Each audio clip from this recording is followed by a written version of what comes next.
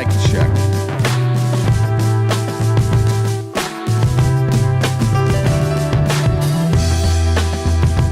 Mic check.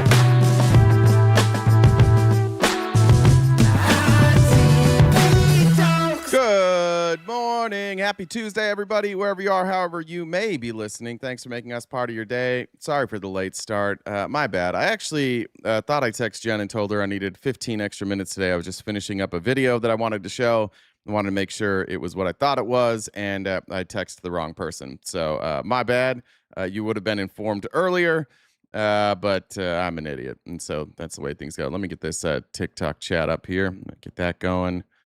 Boom. Good to go.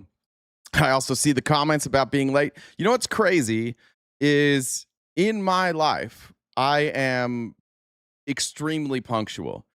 I am consistently early to everything in my life except for this show. And some members only events, I'm generally like right on time, unless I go to the wrong event, which is not my fault. It's that's genetics. But yeah. Genetics. Yeah. Got it. Well, ironically, I'm often, more often than not on time to things in real life. Yeah, every date you've told us about you were late for. I know it's a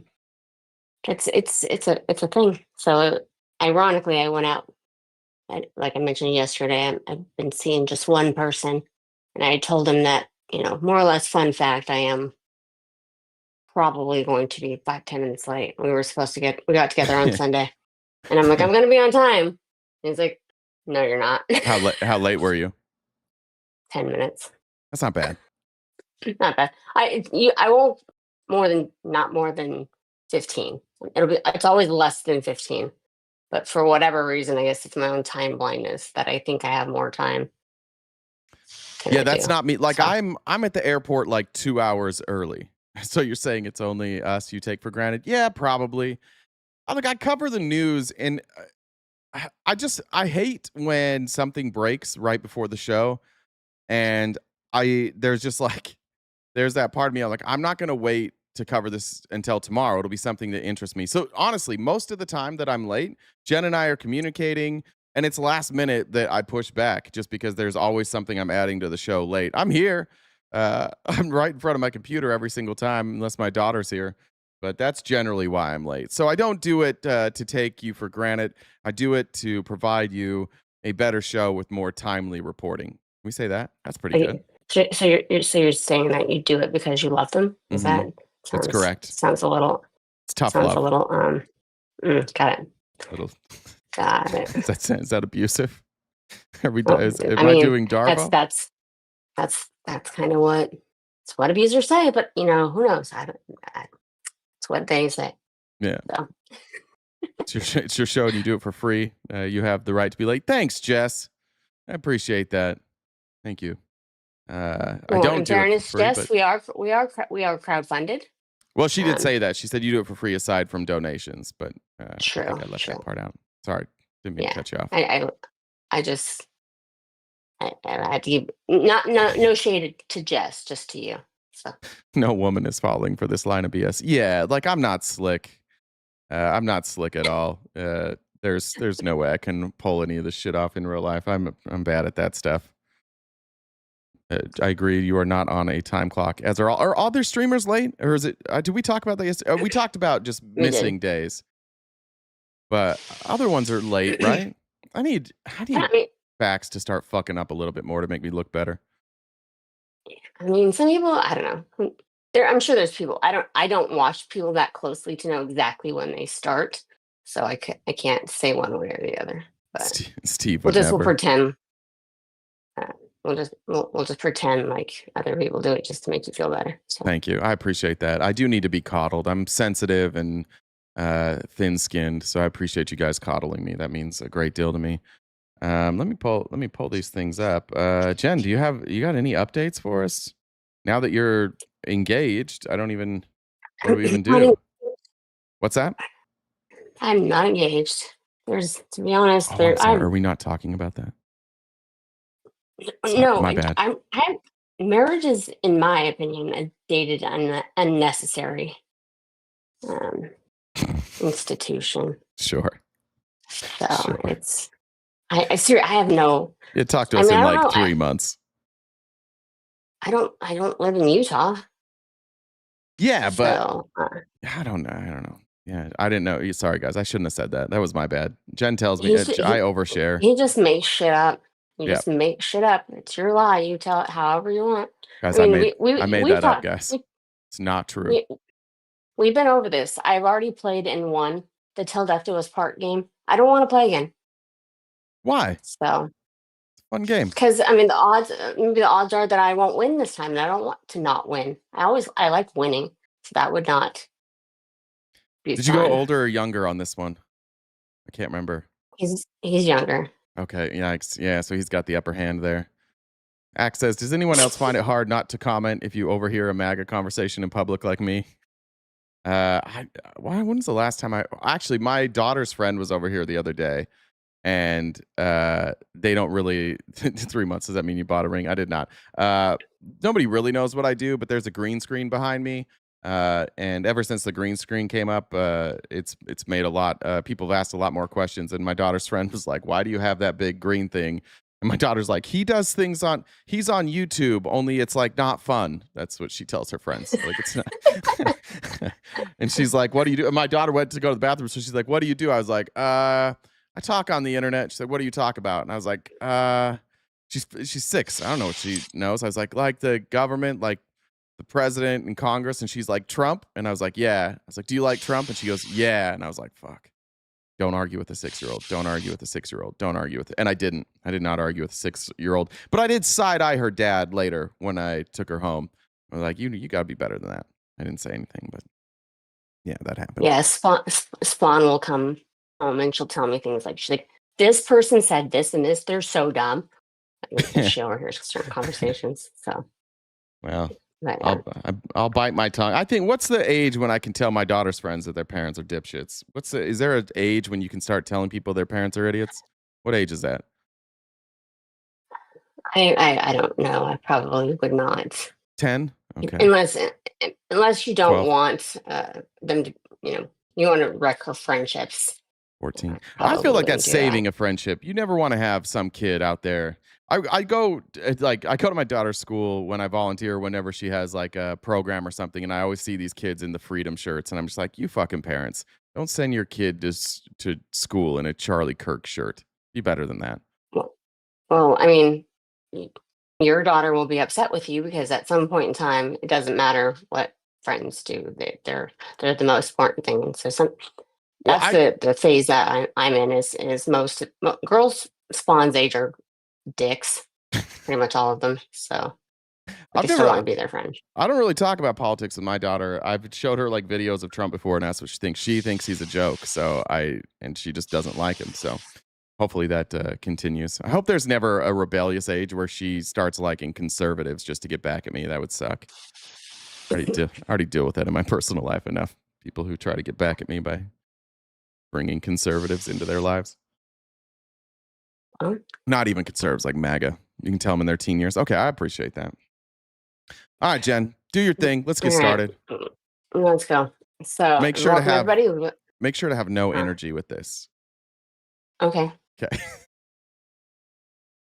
Go. Anyways, welcome everybody. We're live on the 3 different platforms and possibly Facebook. Are we on Facebook?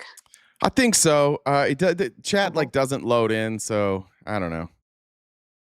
Yeah. Okay. Well, anyways, we're live on 3, possibly 4 platforms. Welcome everybody. So we do this show each day, Monday through Friday, from 9:30 to 1 Pacific time.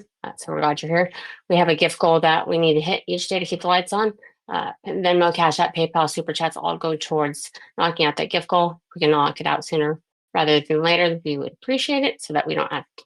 Well, I'll still harass you either way, but it's less stressful when we hit the goal sooner. Okay. So that's always nice. If you're not a paid member or subscriber, you should become one. We have members only events every other Wednesday. The next one will be tomorrow. So if you guys are we what did you decide if we're gonna watch that couple more Yeah, episodes Life, of the show? Liberty, and the Pursuit of Life, Larry, and the Pursuit of Unhappiness, I think is what it is. Got it. Got it. So we're supposed to be watching a couple more episodes of that tomorrow. If you want to join us for that, if you're in the Discord, you can join us for those members only events. Any tier on YouTube, just got to be a paid member, and they're a good time. So you should join us for that. If you guys disagree with RTP and like to come up and have a conversation, you can do that by sending me a message on Discord. My Discord username is the same as the Venmo. So Jen with 2 N's, Deb with 2 B's, the number 1, and I can bring you on. Check out the link tree in the bio. We're on most social media platforms. We've got merch. She's on Cameo. Speaking of Cameo, you saw the text that I sent you that you had I got it. Cameo request. Whoever sent that request to me, I messaged you back today. The link looks like a dead link that you sent me. So I asked to send it again on either TikTok or Discord. So send that again. I tried to get the link that you sent me, and it's a dead link. So yeah, so like I said, Jay's on Cameo. So he has one of those that he's going to be completing soon. And we've got merch. So I found this fun fact the other day. I thought I'd share it with everybody. Catfish have the most taste buds than any animal in the whole world. Yep. All the animals in the world. Okay. 175,000 taste buds. And they're not all in their mouth. They have taste buds all over their body. So they're kind of like basically swimming tongues. So we're not. I was waiting for a punchline. This is just a fun fact. No, this is just a random fun fact. So I don't know. I got catfished once, and I heard her music, and she didn't seem to have much taste. I don't know about that. Yeah, so 175,000, and people have between 2 and 5,000. So you could have between 2 and 10,000 when you're a baby, but you outgrow taste buds. So yeah, I just thought that was a random fun fact that I thought people would be curious to know. That's interesting because when you go catfishing, you try and get like the smelliest, stinkiest bait. I would think that would be overpowering to them, but maybe that's what they like. Yeah, so there's that. But that was a fun fact, Jen. Thank you. Yeah, it was a random fun fact, but yeah. All right. So well, good luck with you. Jen won't be around much today. She's got a date. You're so no. He's got stuff today, but he might listen to the show. So he'll probably he knows the comments. He knows the show, so keep it cute in the comments if you would. Yes, ma'am. Yes, you won't.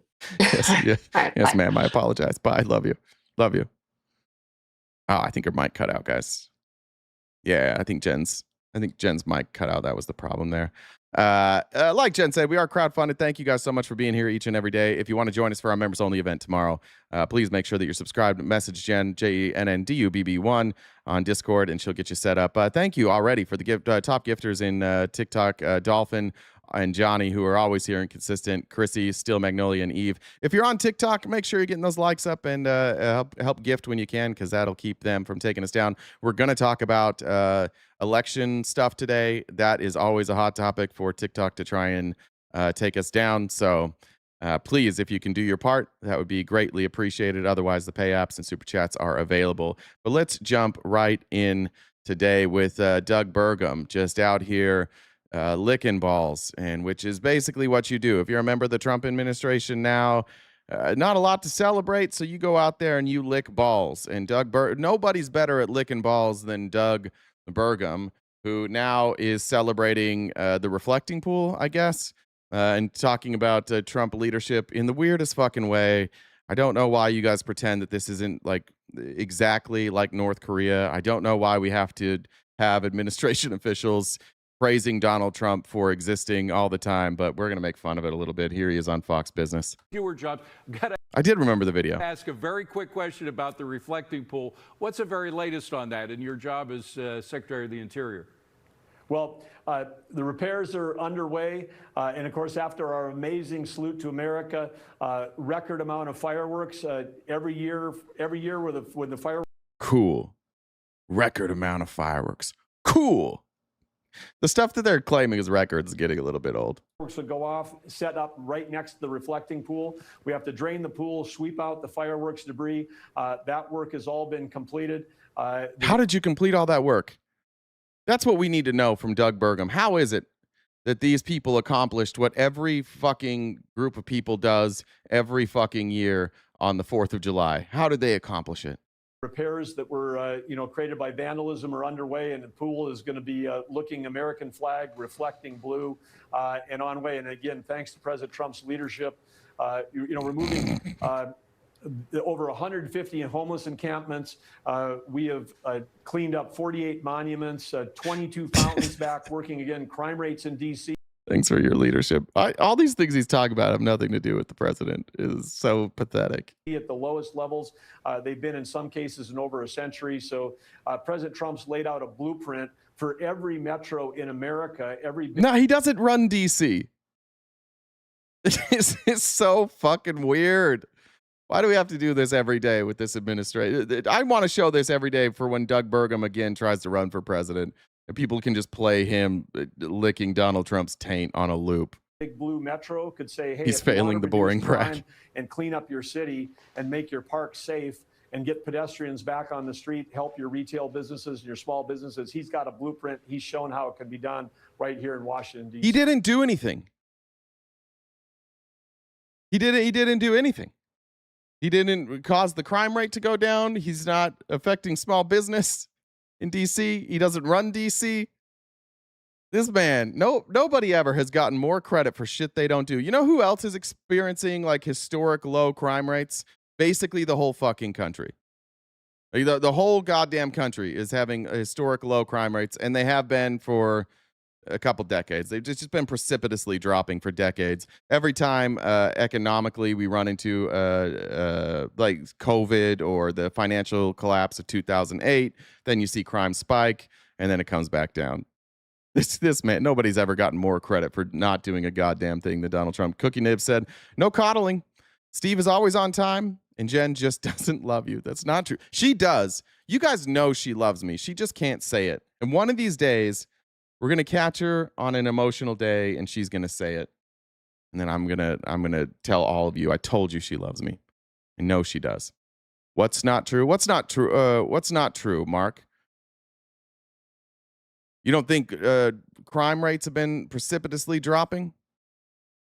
Or you don't think is it untrue that Trump doesn't run D.C.? Which part has you upset today, Mark? Good to have you here, by the way. Looks like we are streaming on Facebook. There's some people popping in. Appreciate you guys coming over on Facebook. If it's not working for you over there, YouTube and Twitch, you can head there. The chat's much bigger there. So if you're watching on Facebook and you're confused who I'm talking to, it's either TikTok, Twitch, or YouTube chat. I don't see any of your messages, so I apologize for that. All right. I want to talk about the 2020 election and this obsession that Donald Trump has with the 2020 election. I also want to talk about the obsession Mike Johnson has with covering for Donald Trump. I think it's important to consistently remind people that Mike Johnson is the Speaker of the House. The House of Representatives is the legislative branch of the government, and they are not supposed to be subservient to the president. His job is not supposed to be running interference for the president, but he's decided that that's what he's going to do. That's what the job is going to be now. And so naturally he has to lie a lot, which is probably not fun. And then when there's things that are uncomfortable that he doesn't have answers for, he just has to pretend that he didn't see them. And this is one of those cases when he's pressed about Trump's insane address regarding election interference, and he's just going to pretend like, oh, none of that happened. This is probably the last time we're going to see a press conference before the House leaves for recess, members going home to campaign ahead of the midterm elections. The control of the House is up for grabs. Last week, President Trump gave a speech relitigating the 2020 election and bringing up claims of election fraud. Do you think it would serve your most vulnerable members, the majority makers, well, if President Trump stopped relitigating the 2020 election and moved on from that once and for all? Well, I didn't hear him in that address say he wasn't relitigating the 2020 election. What he did was, I got a couple notes. What? But what did you listen to then? Whoa. Did you miss the whole fucking address?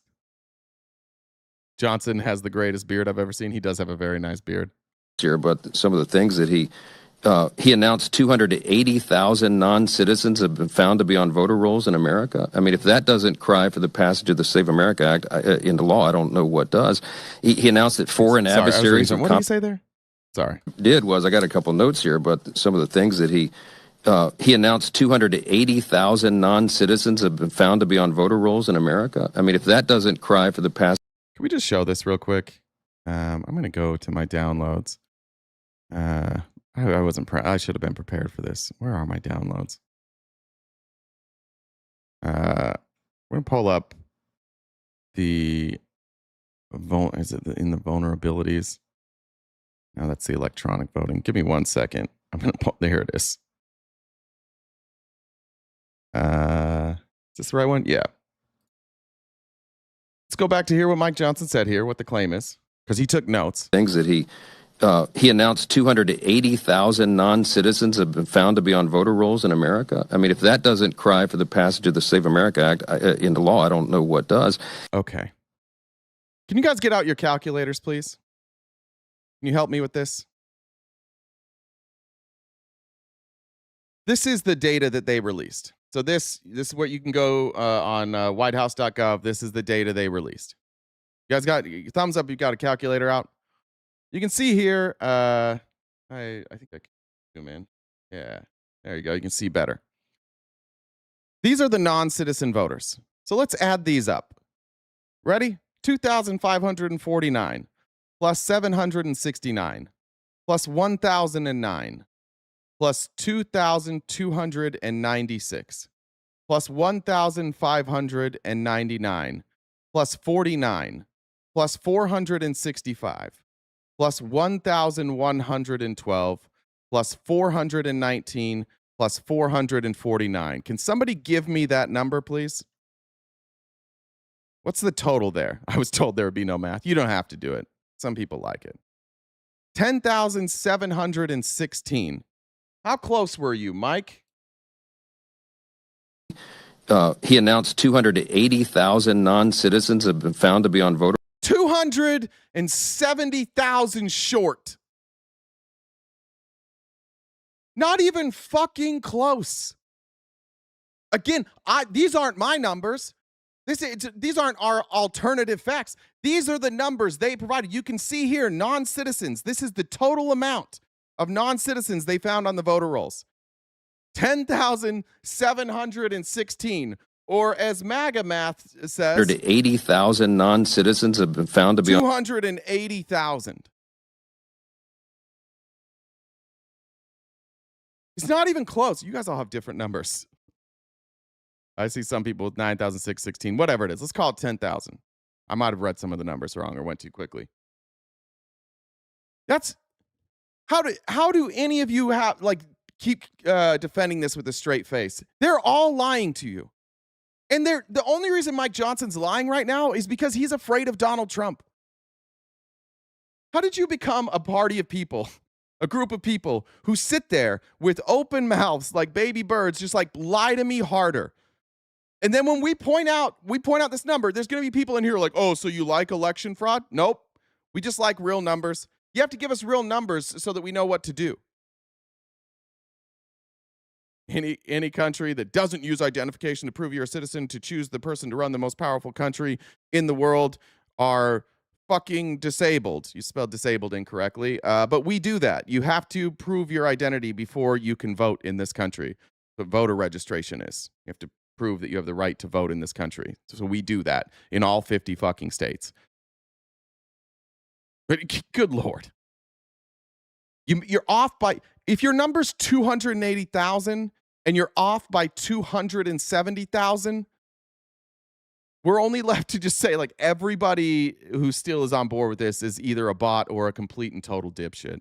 On voter rolls in America. I mean, if that doesn't cry for the passage of the Save America Act into law, I don't know what does. He announced that foreign adversaries have compromised American election data and that our election system is vulnerable. It's not true. Foreign adversaries, they got publicly available election data. Just reading off the script, not a thought of his own. Here's the things Donald said. They must be true. and that our election system is vulnerable to threats. I mean, that should concern every American citizen. This isn't about relitigating The third part we agree with. Our election systems are vulnerable to threats, and we'll get to that. in 2020. This is about making sure that people have faith in our election system. If you do not have a free and fair election, it's very difficult to maintain a constitutional republic, a government of, by, and for the people. I mean, this is basic stuff. The president was highlighting that. Some of the findings are alarming. I mean, a lot of the Democrats who ran around breathlessly Most of them are alarming because they're not true. for years saying that Russia was intervening in our elections, you would think they'd be the first to step up and The best ever. Bro, I'm showing you Mike Johnson lying to your face about Donald Trump lying to your face, and your response to that is the only thing Dems do is lie to your face. Get it the fuck together. You got to get it together. As an adult human being who's capable of writing full sentences with punctuation, you're better than this. You have to be better than this. Our country is fucked if people like you don't start getting better than this. say, yeah, let's go investigate this and clean up voter rolls. I mean, that is part of our message on the campaign trails. We want to make sure that the states, all the states, including blue states. Pro TV, you say we already have to prove that with voter registration, but how does asking questions on a paper or a computer and hoping we answer correctly prove that? My voter registration, I didn't have proof. You're lying. You've probably never registered to vote. You're lying. Give me your state. Pro TV, tell us what state you're in, and I will prove that you're lying. I don't think you're registered to vote. I don't think you understand how the registration process works. It's not a fucking quiz. You have to provide a proof of identity. Virginia. Okay, let's see. Requirements to register to vote in Virginia. Now, I assume when we show you this, you're just going to double down. You're not going to, okay, well, then maybe you just misremembered. This is Virginia's registration guide. What does it mean? Let's see.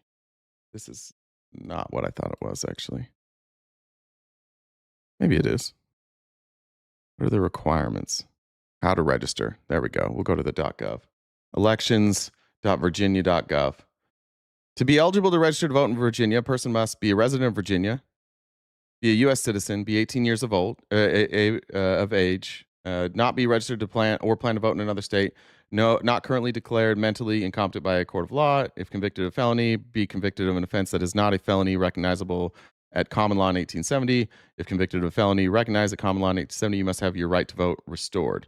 Now, if we go through here and we pull up the voter registration, let's see if it'll give us the...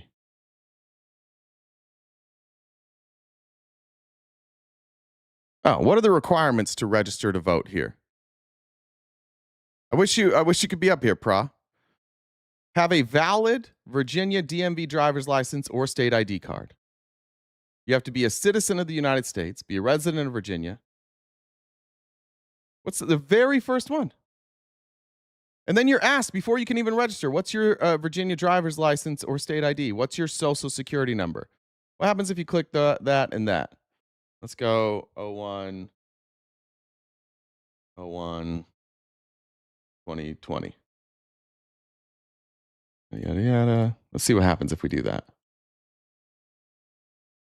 In order to use the online features, you must have a valid driver's license and social security number. Okay, so we can't do that. So what do we have to do? We have to download this application here. In this application here, number 1, I'm a citizen of the United States. Then you have to give your full social security, your date of birth, your gender. Full name. Have you been convicted of a felony? Signature verifying everything's true. Mail it in. You have to, let's see. Is there anything else you have to do? All voters must show one acceptable form of ID or a written statement when voting in person. In federal elections, all first-time voters who register by mail will be required to provide one acceptable form of ID. So if it's the first time and you vote in person, you have to show one of the official forms of ID. Here's a, oh, I didn't that pull up. That link is broken. Let's see.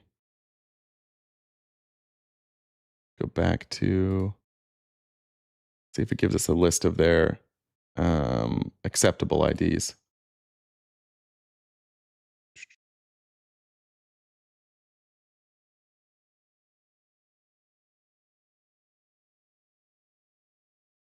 Maybe we can just Google it.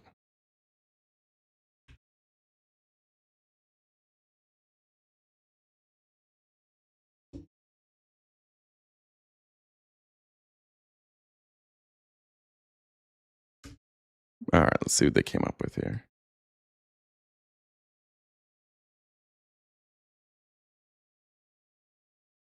Nope, that's not what I wanted.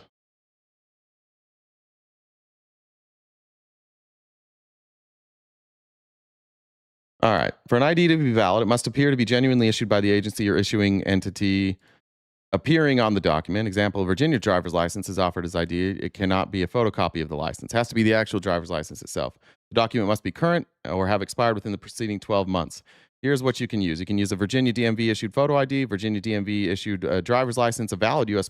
passport, employer issued photo ID, student ID with a photo from a college or university outside of Virginia, student ID issued by a public or private school in Virginia, ID cards issued by the United States government, Virginia issued voter photo ID card, voter confirmation documents, copy of a current utility bill, bank statement, government check, or paycheck containing the name and address of the voter, other government document containing the name and address of the voter. So, we good? You have to do that. And it's every state. We've done this a bunch of times. Every time somebody in the chat claims that they were able to register to vote without having an ID, and we've looked and usually it's in California, honestly. We pull it up every time. You have to identify who you are in order to register to vote. Even these, like what they're talking about here is the voter rolls. You can it's easier to get on the voter rolls, but then these are scrubbed. And they are checked against people's actual identity. That's how we have those total numbers. That's how, when I pulled up those numbers of non-citizens on the voter rolls, you know how we had that? Because the states caught it. They audited and they found out that these people on the voter rolls were not eligible. Are doing their dead level best to ensure that federal law is complied with. What is federal law? To vote in a U.S. election, you have to be an American citizen. That's which is the law in all 50 states. a simple thing. It's not being enforced in some of these states, and that's why Save America Act is so important. And we want to make sure that we don't have deceased persons on the voter roll. We want to make sure that in states where they're doing ballot harvesting, they're not just rounding these things up haphazardly. Then make sure.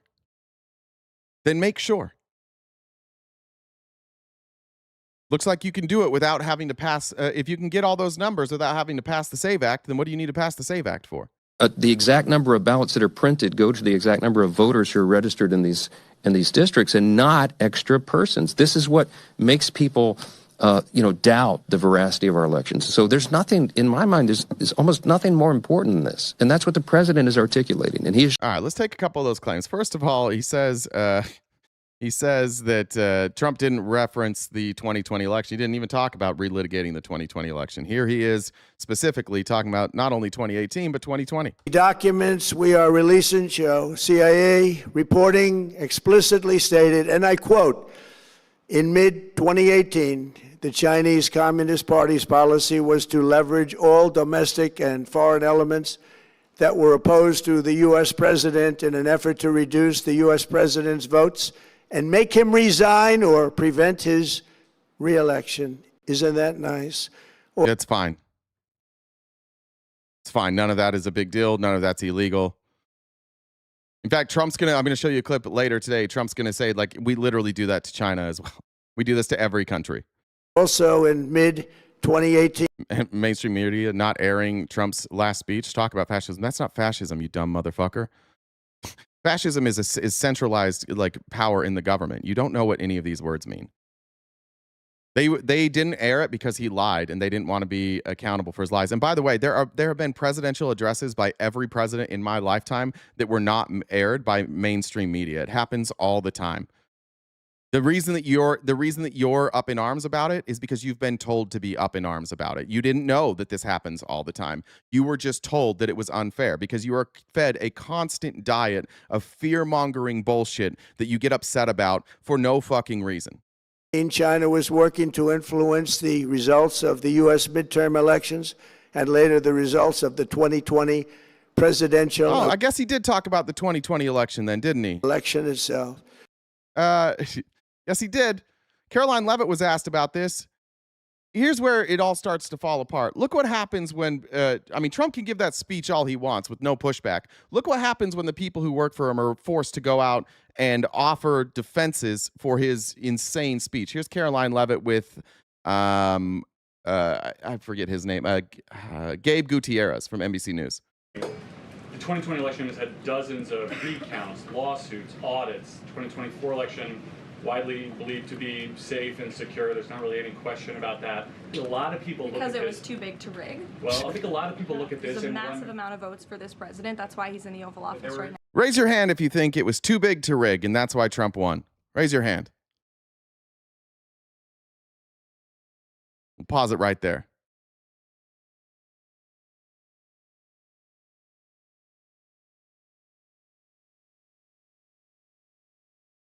Oh, wow.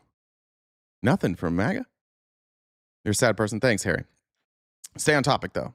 This isn't a therapy session. We're here to talk about politics. You're a sad person because you don't love Donald Trump. All right, well, how do you respond to this? Office right now. no one disputes that. And there were a significant amount of votes for Joe Biden, who won in 2020. I think the question is, Joe Biden got more votes than Trump. How come it's only too big to rig when Trump wins? We had roughly the same amount of votes. How many votes were cast in 2020? In 2020,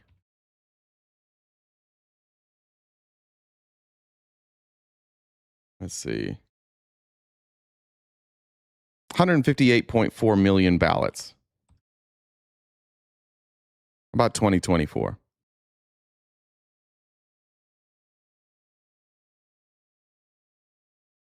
$155. So a difference of 3 million votes.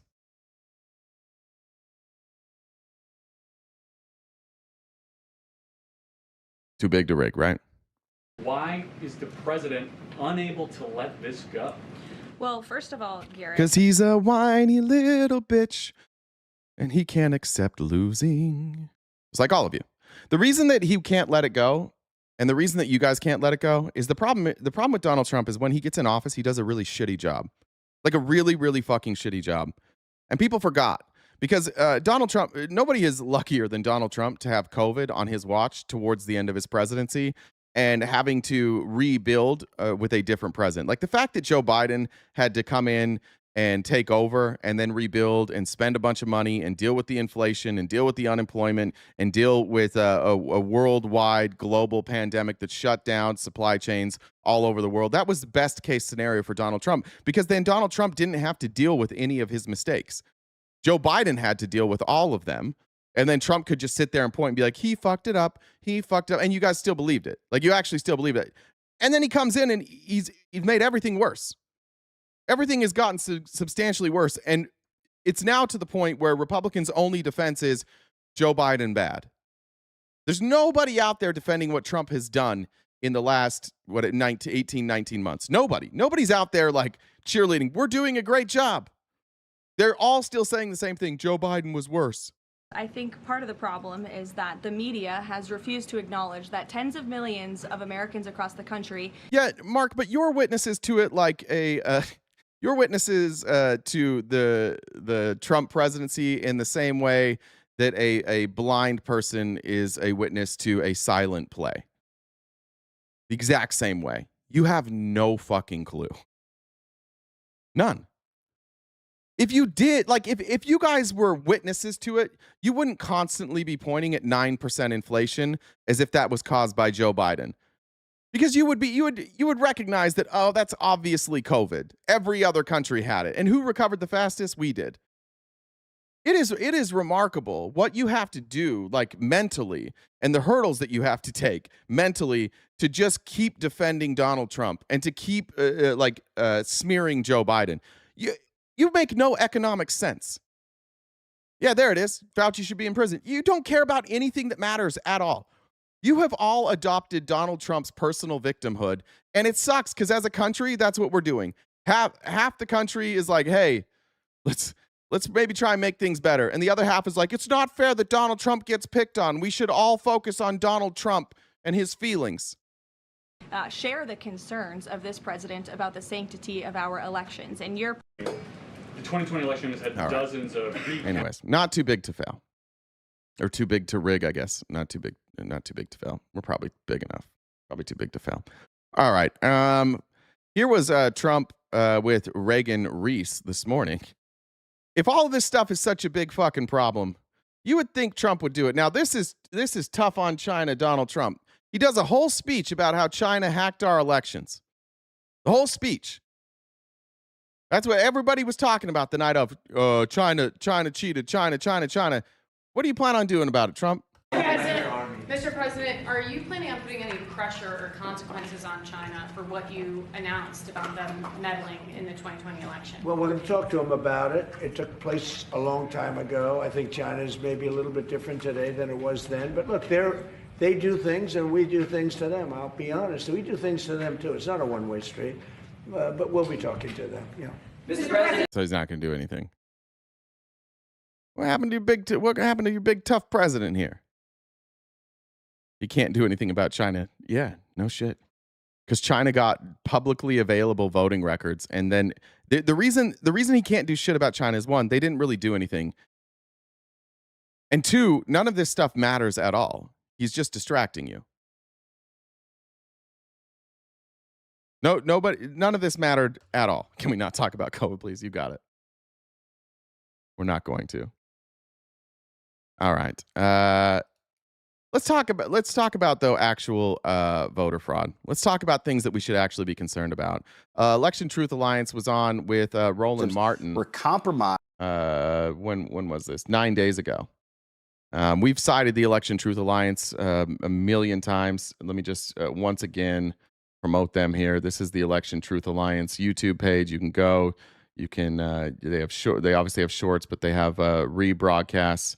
They've done tons of live broadcasts, tons of videos. If you want to go look into by the way, this is all the stuff that Donald Trump has admitted, and this is the only part of the evidence that they released that has any validity to it. The truth is about our elections is they absolutely can be hacked. So let's all start there. That the only evidence that was produced that says the elections can be stolen was the stuff Trump released about the security of the actual machines. No evidence about like mail-in voting. No evidence about ballot harvesting. No evidence about people who are not residents of the country voting. Literally, the only thing he provided any evidence of is that our voting machines can be hacked. Okay, so with that in mind, I want to show this video with Roland Martin and Election Truth Alliance. And they just recently finished an audit and a deep dive on Florida elections. And what I think for those of you who have followed along with this won't be surprising to you at all. But if this is new to you, I want you to pay attention. I want you to set your partisanship at the door. And I want you just to think. If you're a Republican, think, could Democrats cheat? Knowing what they're about to tell you, could the Democrats cheat? If the Democrats could cheat, then certainly the Republicans could cheat too, right? All I want you to just set party politics aside. This isn't a partisan video. This is about, can people cheat in our elections? If they can, we should probably do something about it. During the 2024 election, enabling vote manipulation at the presidential and down ballot levels. Also, they have, we're talking about how black folks have been purged from voting rolls, and this has been a very targeted effort by Republicans. Nathan Taylor, this is the executive director of the Alliance. He joins us right now. All right. Just a reminder, guys, we are crowdfunded. Before Nathan gets into this, I wanted to remind you, the only way that we keep the show going is viewers like you. We don't get virtually any ad revenue because of the political stance that we take. And so we rely on our paid members and those who donate each and every day to keep the lights on here. We do have a gift goal down in the bottom left corner. I'll update that here in a minute. But anything you can do to help knock out that gift goal would be greatly appreciated. Venmo, Cash App, PayPal, and Super Chats are the way to go. I'll read anything that you write, even those of you who disagree with me. You want me to read your comment? You want me to bring up a stat or answer a question? Send a super chat, Venmo, PayPal, or Cash App. I'll be happy to answer any of those questions. Nathan, glad to have you here. So lay it out. How are you breaking down the Florida systems were compromised? Absolutely. So the ETA, as you said, has been, we've been doing this for almost 2 years now, actually investigating U.S. elections, starting with the 24 election. And we've been working with an investigative journalist named Allison Green out of Florida. And she has helped us gain access to the voter rolls in Florida, has helped us start digging up and actually doing on-the-ground investigations. And as you mentioned, the concerns we are finding is that when looking at the voter registration for Florida and even some other states as well, we have started to find problems that could be created by could be a cause of purging voters. And we've also started to flag some concerns with the voting behavior. I think last time you had us on, we were talking about some other swing states we were investigating as well, such as Pennsylvania and North Carolina. So I'll lay it out real quick for you.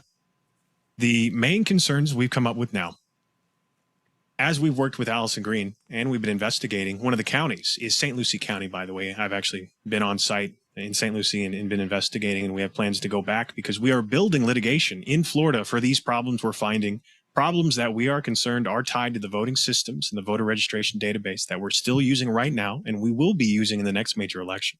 Some of the things For those of you who believe that the 2020 election was stolen, this is important stuff for you to recognize. If it was stolen, according to the Trump administration and what they just released, the way that it likely would have been stolen was through manipulation of the voting machines.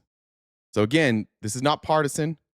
Set aside the fact that I am a dirty lib, progressive, commie, socialist, whatever you want to call me. Set that aside for a minute and recognize that what we're talking about today, there's not really any pushback. This isn't partisan. This is exactly what the Trump administration released.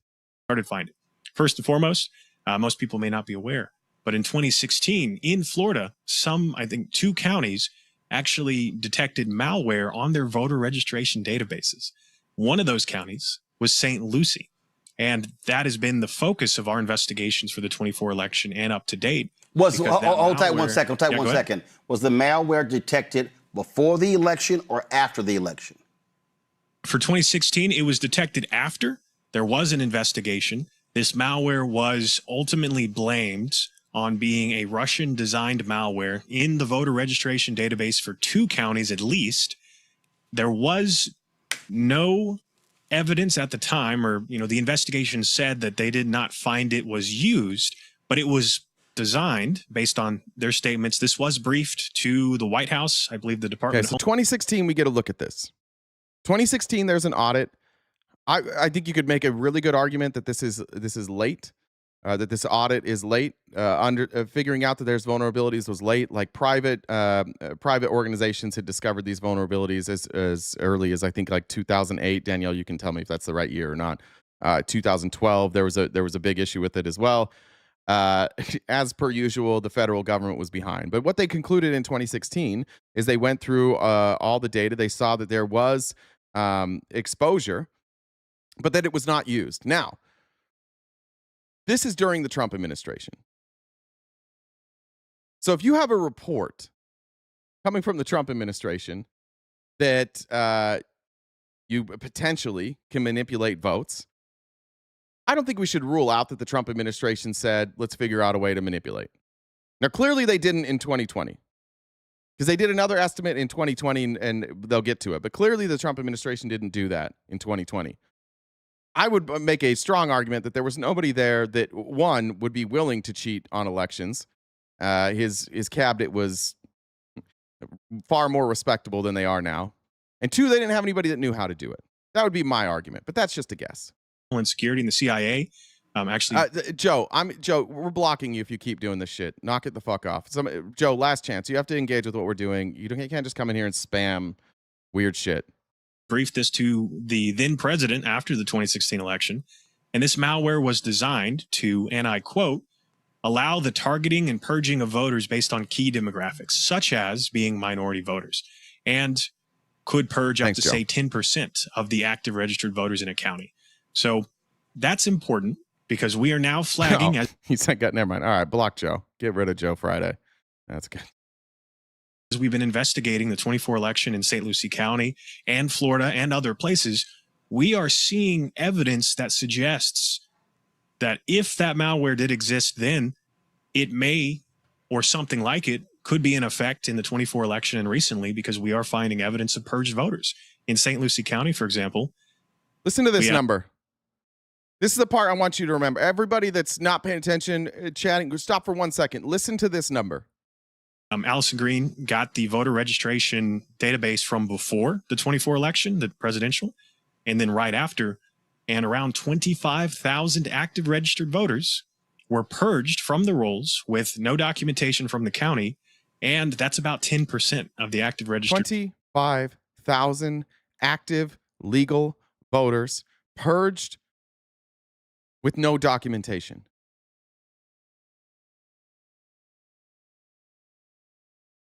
That has to frustrate you, right? 25,000.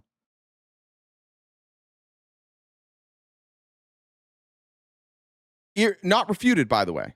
St. Lucie County has not refuted any of these numbers. St. Lucie County, that's who purged these voter rolls. Voters in that county. By the way, St. Lucie County being, I believe, like the 11th most. Not this administration, by the way, said, wow, this administration cheated. No way. This is St. Lucie County. And this is the part that I think a lot of people, and maybe Election Truth Alliance, they try and stay nonpartisan. But I live in Arizona, and you can look at the apparatus that Arizona has built out. It doesn't necessarily benefit them in national elections, but locally, Arizona Republicans do very well. Turning Point USA has done a great job focusing on local elections. You remember the Moms of Liberty, how they just took over school boards all over Florida. They also took over election boards. They also found like pro-MAGA people to become controllers and filling out the election board. That's how Tina Peters got that job. We know that there's people like Tina Peters all over this country who are willing to cheat, who are willing to bend the law because they believe in the lie that the 2020 election was stolen. It's a whole apparatus. The administration, the federal government can't really do a lot on elections. They rely on state and local officials either being duped or being corrupt or some combination of both. Populated county for black residents. I think like Fort Pierce was really one of the areas in St. Gomer, please feel free when this video is over, Gomer. Please feel free to give me any evidence that the 2020 election was stolen. In fact, any of you that want to talk about it, the username, you can message JenDub1, JenNDUBB1 on Discord. You can come up here. You can talk to me in person. I would be happy to go over. I'll pull up any sources that you have. I'll keep an open mind if the 2020 election was stolen, but we're going to need some evidence at some point. Lucy, we were focusing on and finding these problems.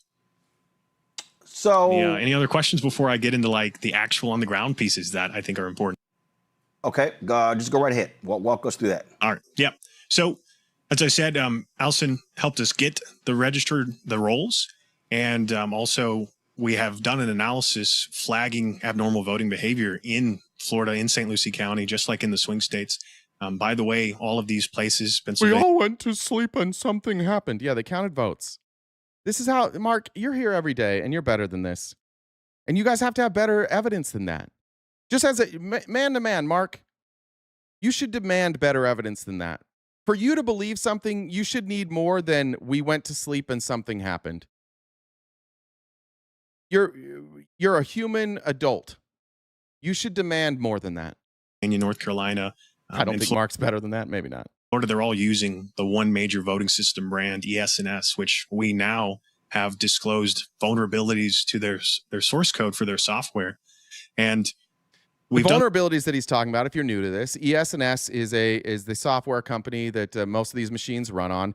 There are vulnerabilities in their software. And when they talk about vulnerabilities, they're talking about just a backdoor. There were any vulnerability that is exposed is supposed to create an alert and a fail, essentially like a fail switch.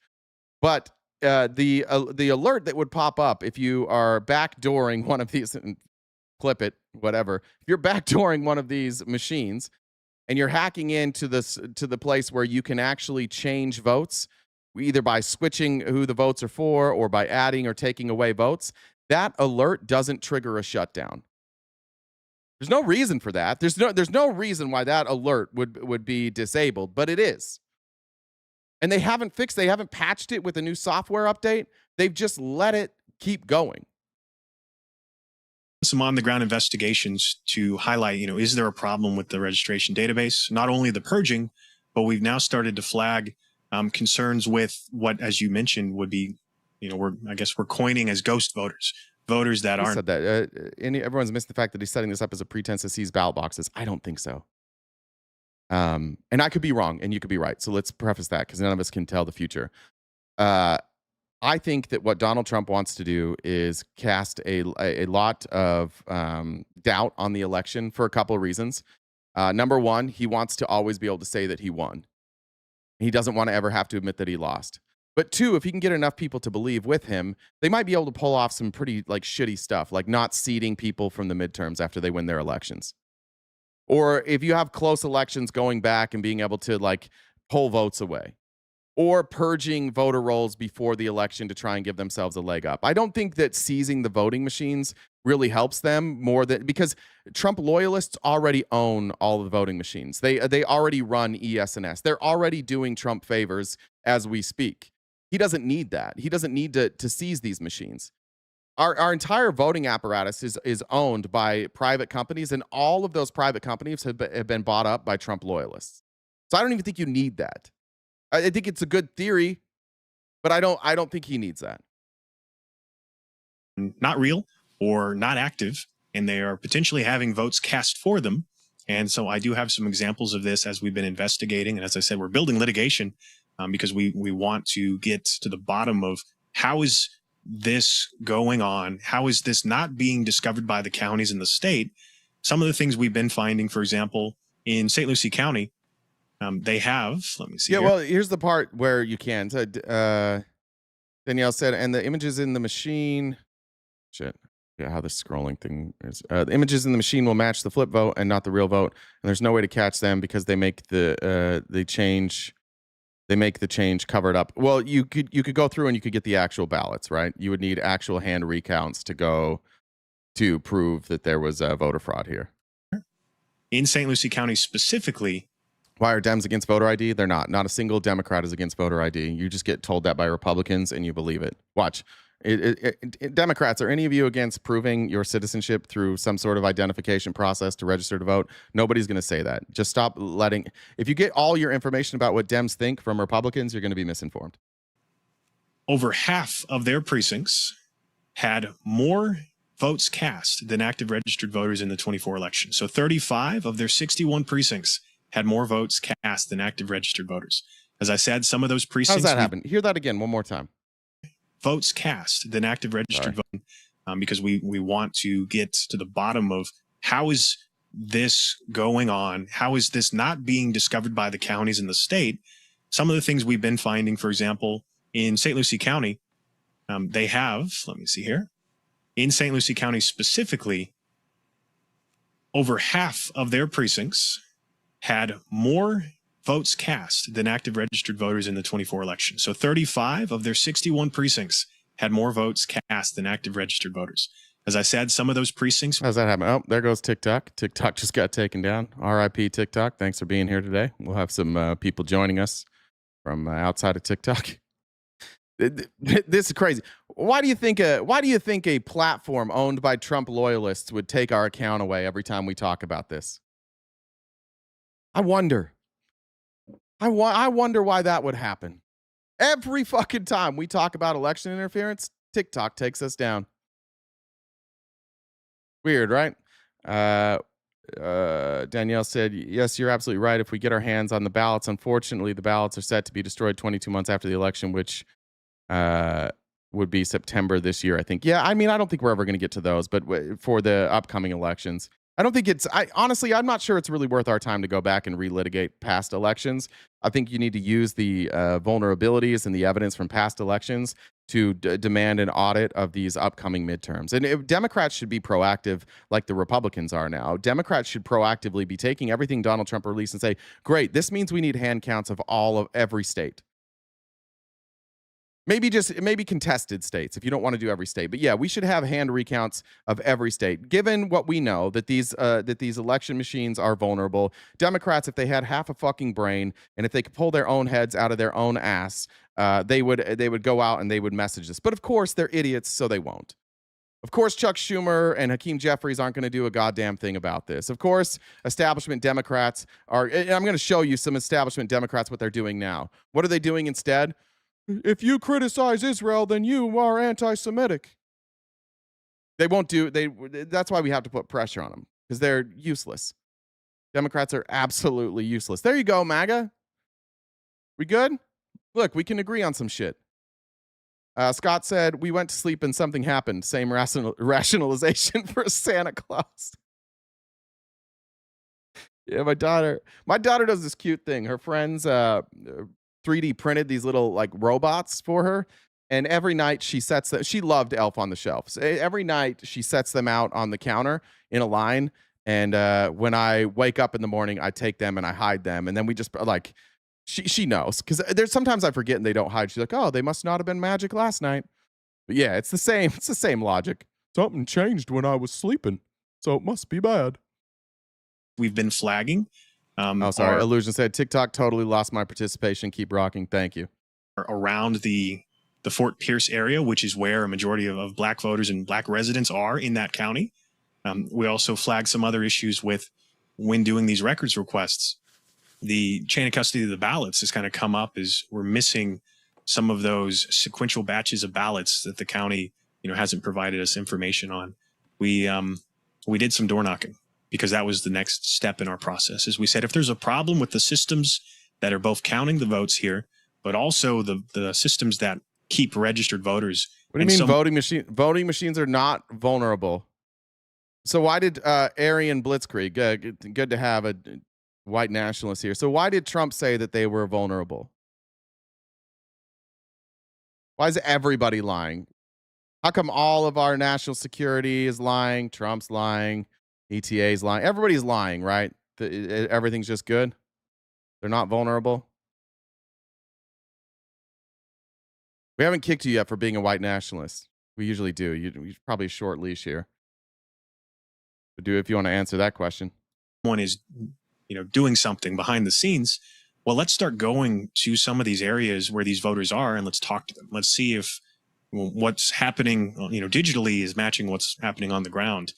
And I'm sad to say, we went to multiple locations. We went to a UPS store that had multiple active registered voters that don't live there. We went to a boat marina. Voting machines are sealed units. No, they're not. They're just not. You need to go back and watch previous shows, but you saying that is making you look a little bit silly right now. We're finding the same thing where there were a bunch of potentially ghost voters on the rolls and showing up as active and engaged in the elections, in the presidential election. So anyone could walk in and say they're me and vote? No. Try again. Don't actually exist. Allison has now started to put out more of her work. She has a Substack. We have a Substack as well. And her campaign is It's Up to Us. And she's putting on her Substack further evidence of... You're not a white supremacist. Your name is Aryan Blitzkrieg. If you are not a white supremacist and your name is Aryan Blitzkrieg, or maybe you don't know what any of those words mean. That's like the definition of white supremacy.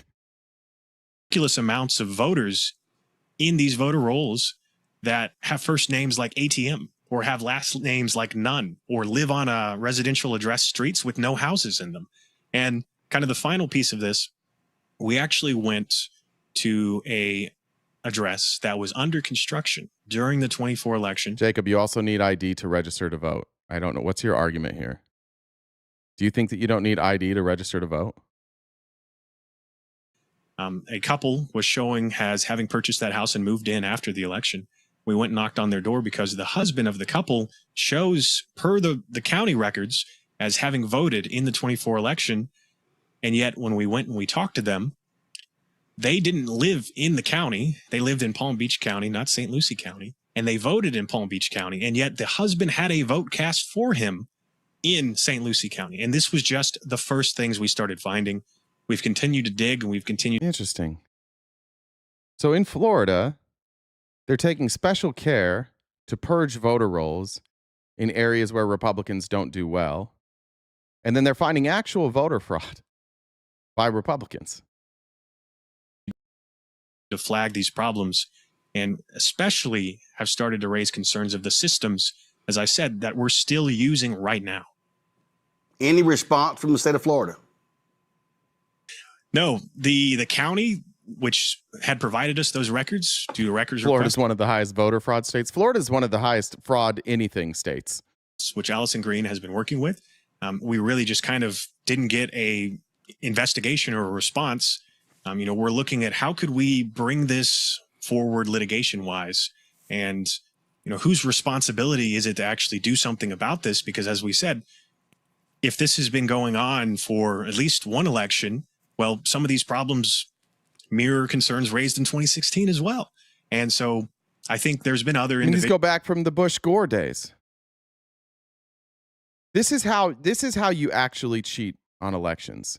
You purge rolls, you stifle participation, and now we know that there's a back door into these machines, and it looks pretty fucking obvious that I'm actually, before Trump spoke, I said I would be shocked if he releases what we know about these voting machines, because it's gonna cause people to connect the back door into the voting machines with Elon Musk talking about the voting machines, with Donald Trump talking about the voting machines, with Joe Rogan talking about how Elon somehow knew how the vote would go, and yet he did it.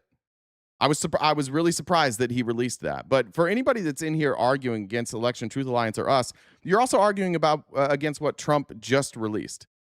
Christina said, fuck TikTok. Agree. Amber said, which is why I love mail-in paper ballots. Requires a paper trail with a verified signature. I was ill in 2012, and my mail-in signature didn't match my proven signature on file, so my vote also didn't count. Individuals that have been investigating and doing this work, Greg Palast being one, looking at like the purging of voters.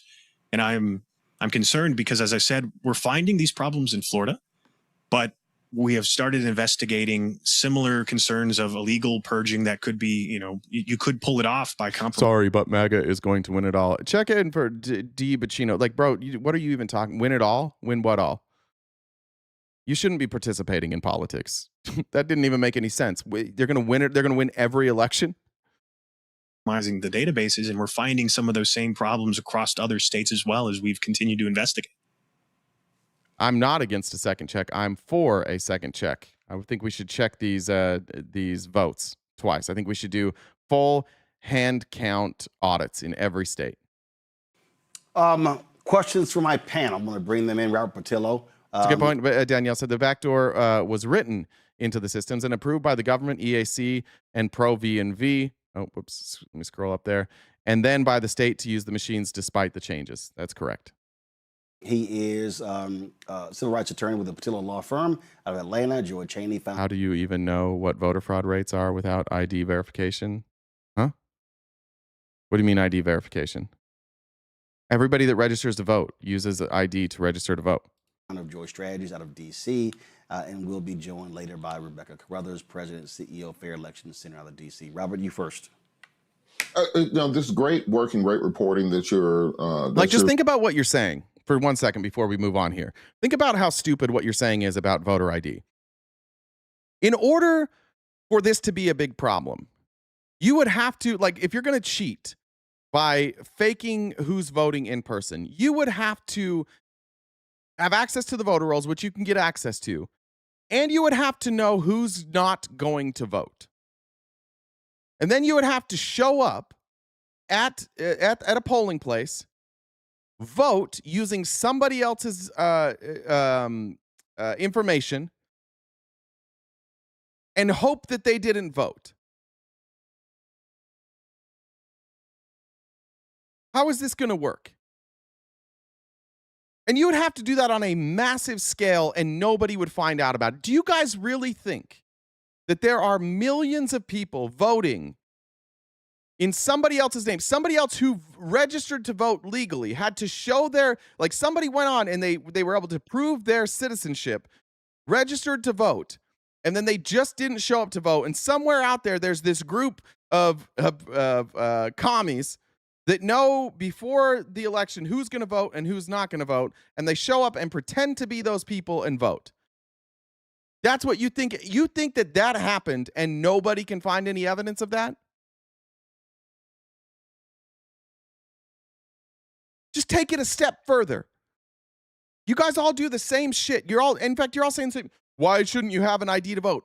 Fine, but go further. Like, how would you actually cheat this way?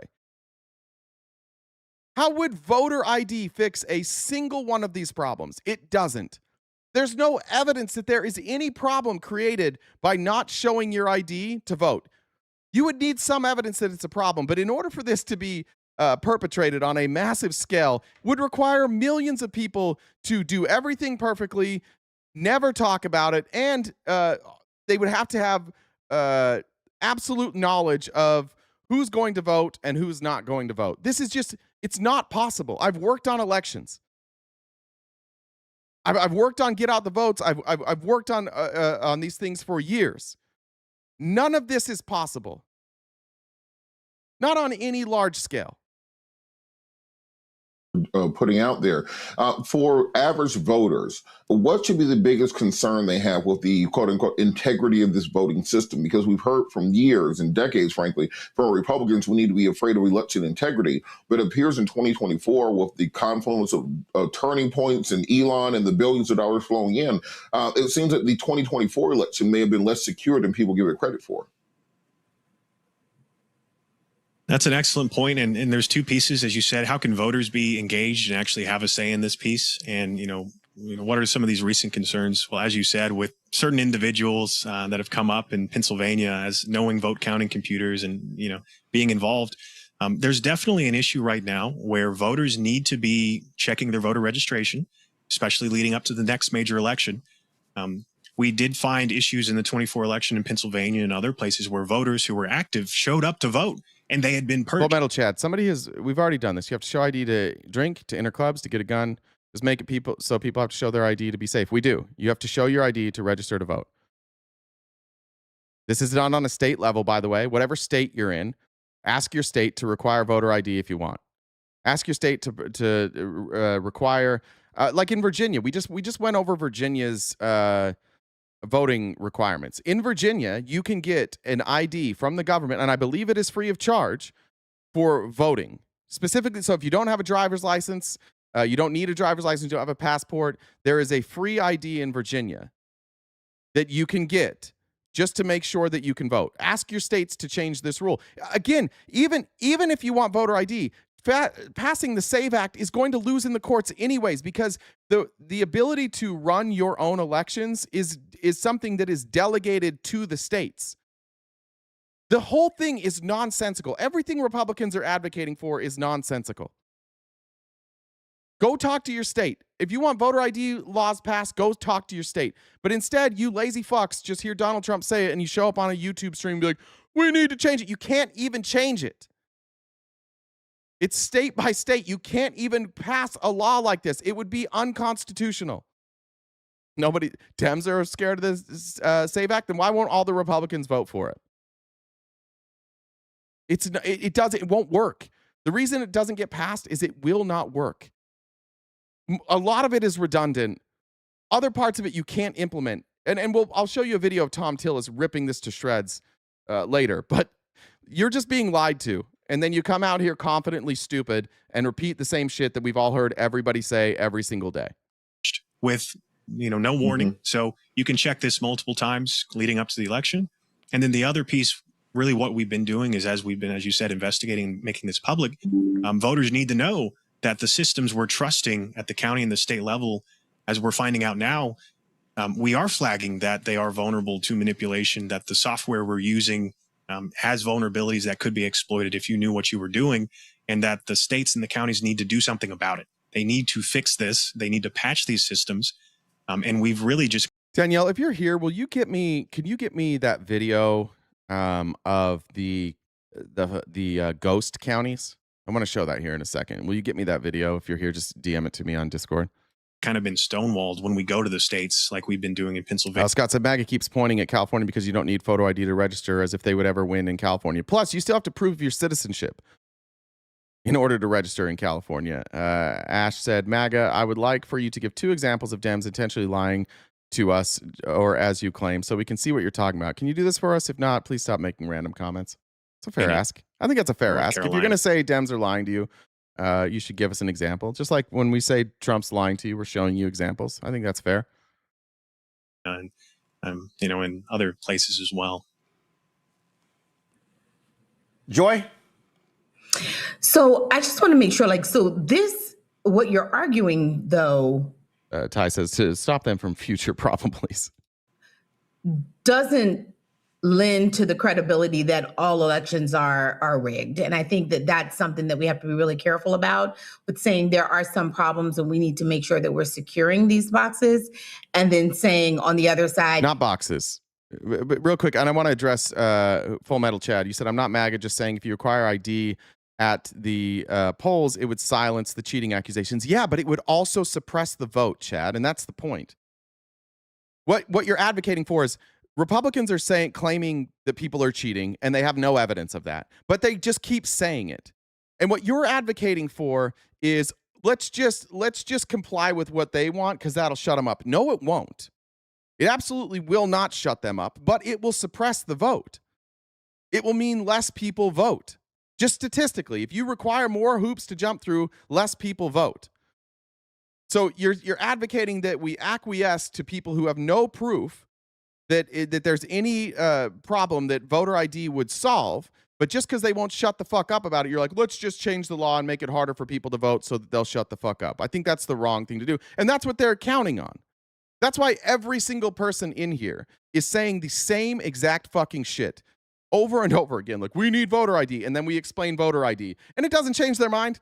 They're like, no, I'm just going to stick with it. They can't explain what voter ID is going to fix. They just keep saying the same dumb shit. Not one person here, and I think maybe pay attention to that, Chad. Has anybody given you any evidence that voter ID would solve a problem? And what is that problem that it would solve? It seems like what it would solve is you think MAGA will stop claiming that everything was stolen. It won't. But I think they should have to prove that there's a problem first before we put in a provision that would suppress the vote. Don't worry about going to vote because it's not, it's a fait accompli, right? There's some invisible hand. So how do you make sure you report on this, but doing so responsibly so that we can fix what needs to be fixed, but also not scare people away from the polls? Right. That's unsolicited, unverified mail-in ballots. You got unsolicited, right? But unverified is incorrect. All the ballots are verified. That's the big piece is, as we have continued to do this investigation, we want people to show up and vote. We want people more engaged and more active in being registered and checking. That is one piece.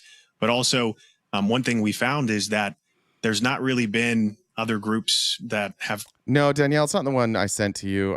It's the one where it's from the decision desk. It's what we were talking about this morning. I didn't know if you had it handy. Maybe Jen can help you too. It's the decision desk stuff. It's the videos where you saw like breaking points, and it was those. What was it like? I don't remember even the names of the counties, but those fake counties.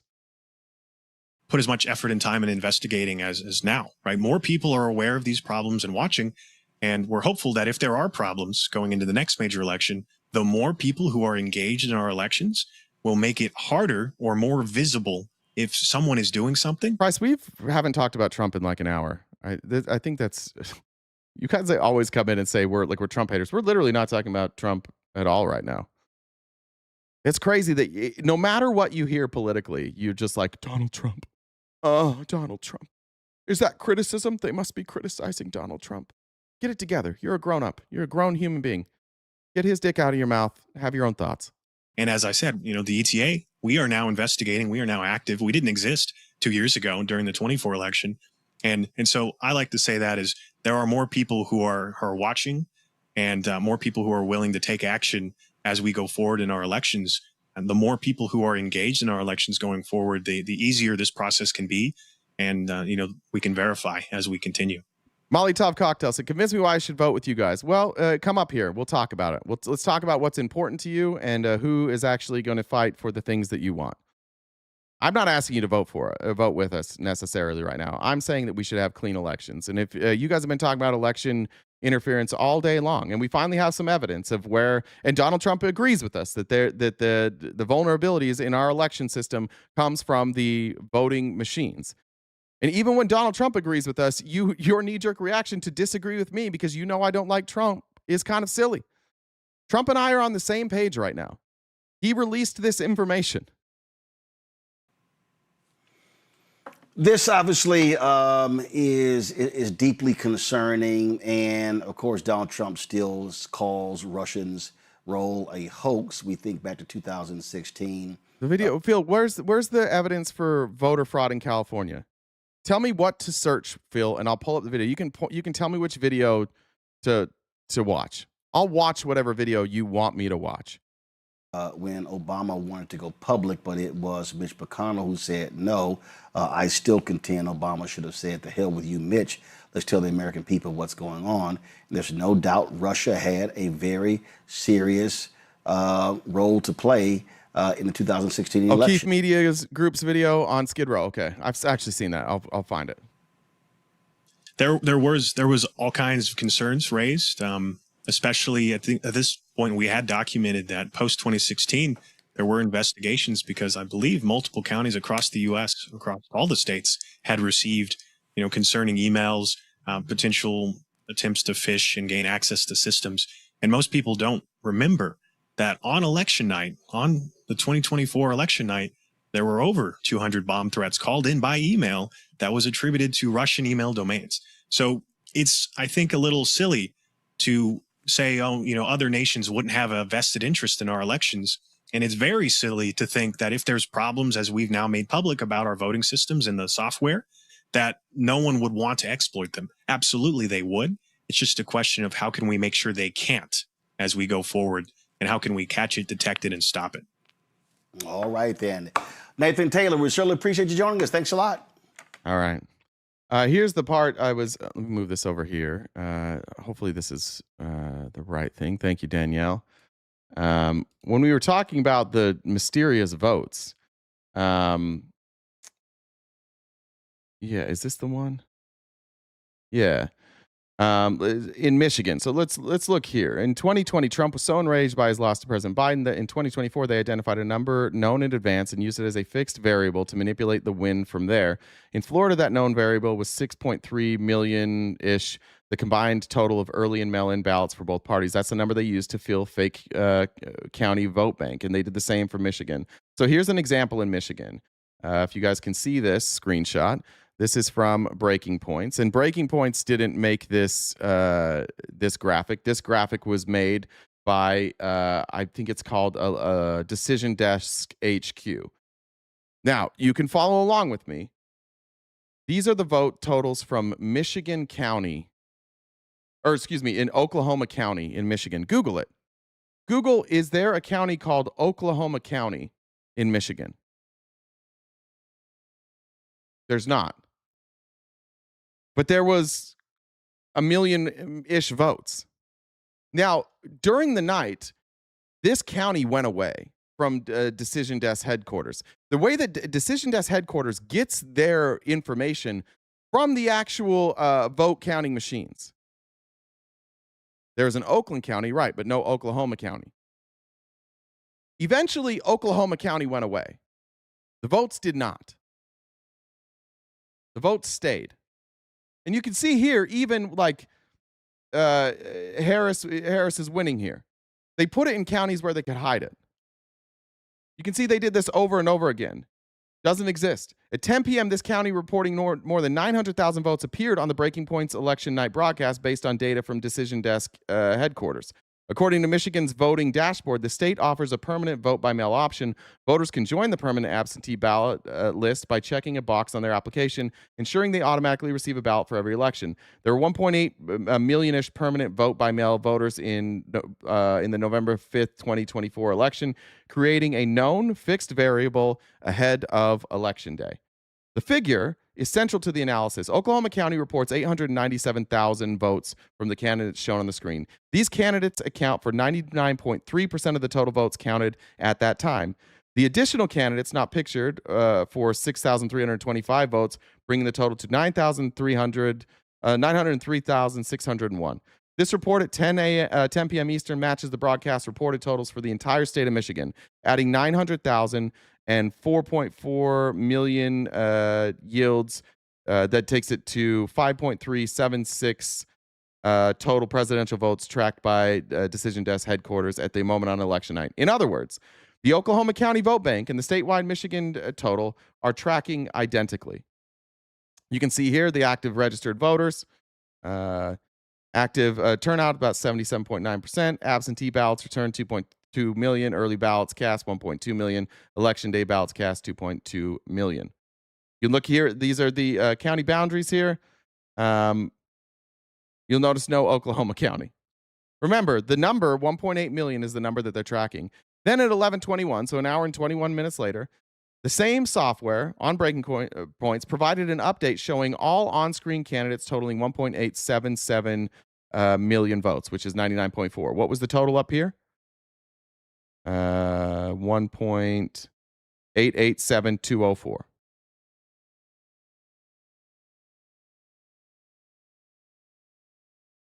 What happened to those 900,000 votes we're counting? It's a fake county. Now the county has disappeared, but somehow the 900,000 votes are still there. How did that happen? Where did they go? Have we audited that? Again, we're asking the questions that we don't have answers to. We would like an audit. Do you disagree that there should be an audit here? And see here, this leaves 0.53% of the counted vote that is not showing on the screen at 11:21. That's 10,000 votes. 1.877 million plus 10,164 equals 1,887,204. How do we get exact numbers? The only way you're getting those exact numbers is if you have a fixed variable. Permanent vote by mail voters. And that happens to just be the exact total at 11:21.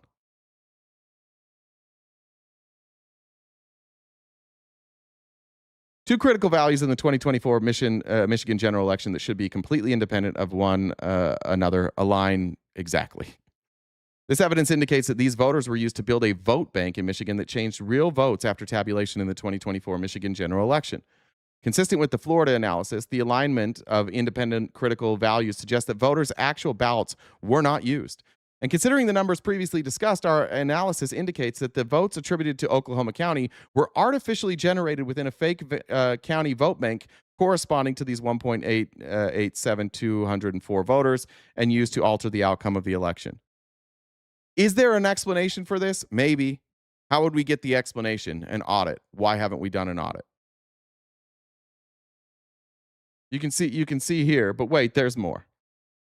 Over 1 million votes were removed in Michigan. Watching Harris's vote totals decline by millions across swing states on election night is what prompted our team to begin a year-long investigation into why reported totals were moving backwards. You can see here, she's at 2.095 million in Michigan, and then now we're at 1.106. Now, could it be a problem with the software? Could it be a mistake that DDHQ put together? Maybe, but let's audit. Setting all data and election night reporting aside, please keep these main points in mind. Election totals should not move backward. Vote tabulation is an additive process. The only reason you would vote backwards is if the additive process double counted something, or if you counted something that should not have counted. County, state, and national certified totals should match. As previously reported, we weren't alone in noticing irregularities. In Pennsylvania, State Rep Frank Burns watched his own totals move backwards as well. He ultimately won, but began asking questions, and so did we. Presidential candidates' totals moving backwards. The chart presented in two parts compares Michigan presidential election night returns across 3 different reporting fees: AP, Edison, and Decision Desk. At 9:04, Harris loses 25,000 votes in the DDHQ feed, and Trump gained 3,800 for a net vote loss of 22,175. At 10:02, Harris loses 3,796 votes. Trump loses 6,605 in the DDHQ feed for a combined vote loss of 10,401. At 10:20, Trump loses 69,000 votes in the DDHQ feed, and VP Harris gains 27,322 for a net loss of 42,634. A total of 75,210 votes are lost in the feed before 11:30 p.m. None are lost in the Edison or AP feeds. At 11:32, in the Edison feed, Harris loses 44,862. At 11:43, Harris gains 1.03 million. This is when you went to sleep and the votes changed. These votes are never reflected in the Edison or AP feeds. At 11:48, Harris loses 989,389 votes in the DDHQ feed, resulting in a net gain of 45,467 votes in that feed. Why is all this shit moving? Monida, thank you again for rating us. We appreciate you guys. Binary Ghost says, I'll make it easy. Only those with a total net worth above 20K and below 3 mil should get to vote and or hold elected or appointed office. I think that's silly. Why? Why would your net worth matter in who gets to vote? So based on the data flow documented in election night reporting, it appears that multiple data feeds inexplicably, gain and lose thousands of votes. However, what we are actually witnessing are two distinct data sets, each holding its own version of election results. This is the CNN feed here, shows the vote changes here. This is the Harris is leading by 12,666. At 11:32, the same feed reports a loss of 989,994 votes for Harris and a gain for Trump. Does that happen? Again, voting is an additive process. A candidate should not lose votes in progressive election night reporting, especially when the reports come from the same mainstream news outlets. This loss is therefore an important indicator of a data sequence that appears to replace counted votes with an alternate data set or vote bank, which is what they're being accused of, within the system of record. In the DDHQ data feed, as viewed by both News Nation and WXYZ Detroit, you can see here the timestamps. The vote changes here. And 11:48, a loss of 989,389 votes. The saddest part is Kamala's team refused to request the hand count, even though we all have this evidence 48 hours after the election. Yeah, I don't know why. But you can take a lot of guesses. Maybe people have been cheating for a long time. Maybe that's why Democrats didn't fight it. Maybe they've cheated in previous elections too. I don't know.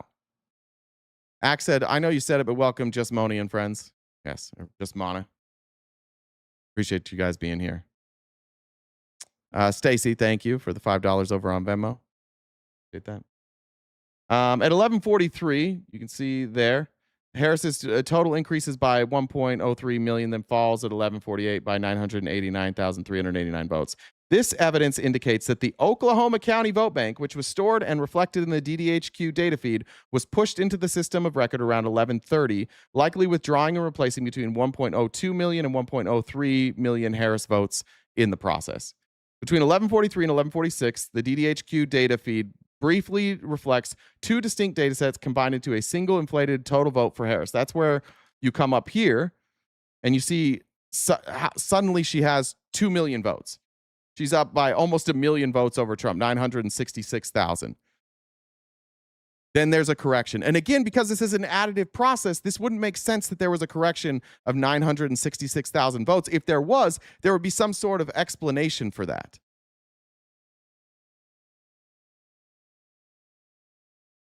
We don't have evidence that both sides cheated. Yeah, I agree. I'm just throwing it out there.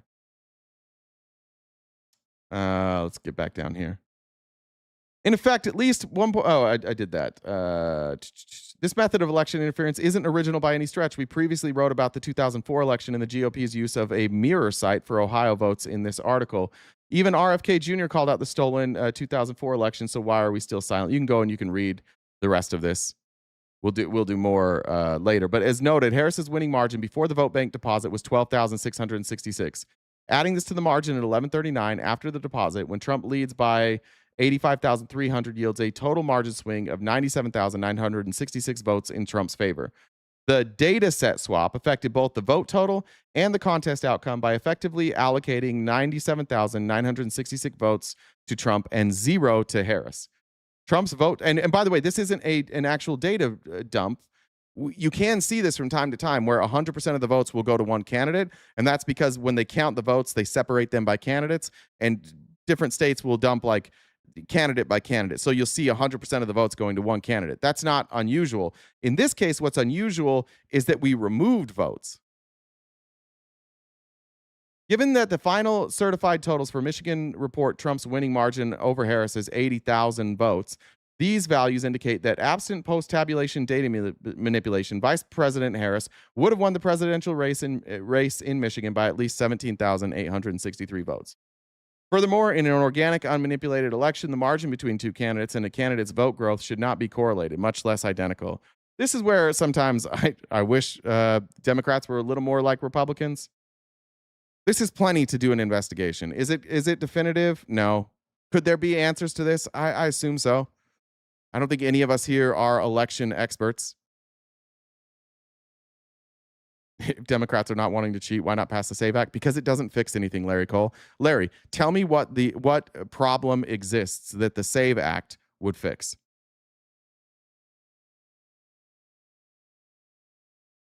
Here you have the final total there in Michigan.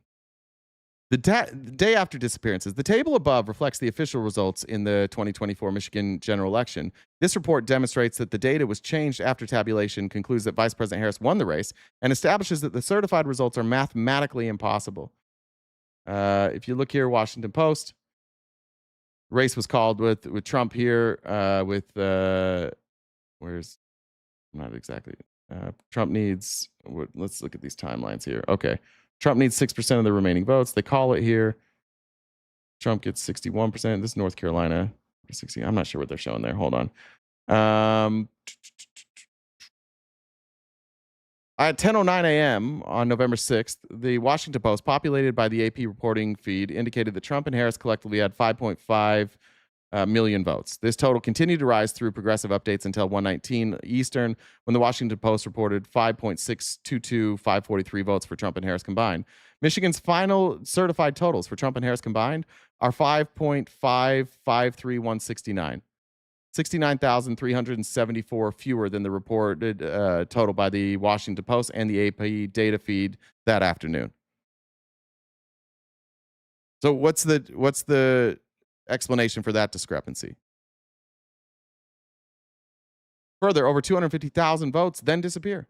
At 1:47 Eastern on November 6th, as reported by the Washington Post, 257,346 votes were removed from the presidential race, with the percent reporting falling from 99 to 95%. 257,000 votes gone. More than 17 hours after the polls closed in Michigan, and less than an hour after the race was called by the AP, 250,000 votes removed. The Washington Post attempts to explain it. Negative updates may reflect revisions as tallies are updated. But again, it's an additive process, so what are these negative updates? And what was the reasoning behind these negative updates? That's pretty generic. Do we have an answer for that? No. Can we get an answer for that? Not without an investigation. Again, if there is an explanation for this, fine. But Democrats, could you get like a backbone and ask for an audit? Why not? Arizona got audited 5 fucking times. There was no evidence. There was no evidence for the first audit. And every time they did an audit, they concluded that Donald Trump lost and Joe Biden won. And they just kept doing audits because Republicans don't shut the fuck up. They just keep crying about shit over and over and over. And it doesn't matter what the outcome of the court cases are. They just keep saying, yeah, it was stolen. And they get what they want. Democrats need to learn from that. Axel said, just got banned from the conservative subreddit for telling the truth about Trump's sniffing ketamine. Oh, damn. Sorry, dude. Ack said, oh, I got that one already from Ack. Okay. It certainly seems that the Secretary of State, Jocelyn Benson, who is currently running for governor on an election integrity platform, would notice 257,000 votes disappearing the day after the election. Are the calls coming from inside the House? The Washington Post's continued reporting shows the combined Trump-Harris vote total continuing to grow after the 257,000 vote deficit By its final reporting on November 8th, Trump and Harris had accumulated 5.6 million votes combined, 84,616 more than the final certified totals. The trajectory of this data leads to the following conclusion, and this is their conclusion. I'm not necessarily endorsing this. 257,000 votes were removed on November 6th. 84,616 votes were removed on or after November 8th. At least 341,962 votes were removed from the presidential race in Michigan. So, what do we do? No machines were forensically checked. Dems sued to stop an audit of the machines. Is that true? You're talking about in 2020? I don't know if that's true. If you have a number on that. Okay. Now, who was it that asked me to look up whoever it was that wanted me to look up? By the way, the irony of me looking up a James O'Keefe video when James O'Keefe has been caught faking multiple videos. Like James O'Keefe does these undercover sting videos all the time, and he's been caught lying, like using his own staffers as insider information. It's always like at a diner, and it's just someone that's like, yeah, Kamala Harris actually is is an undercover agent for China, and I'm her right hand man. And he's like, there, got him. All right, but let's Skid Row, you said? Let's see. What is this supposed to teach us?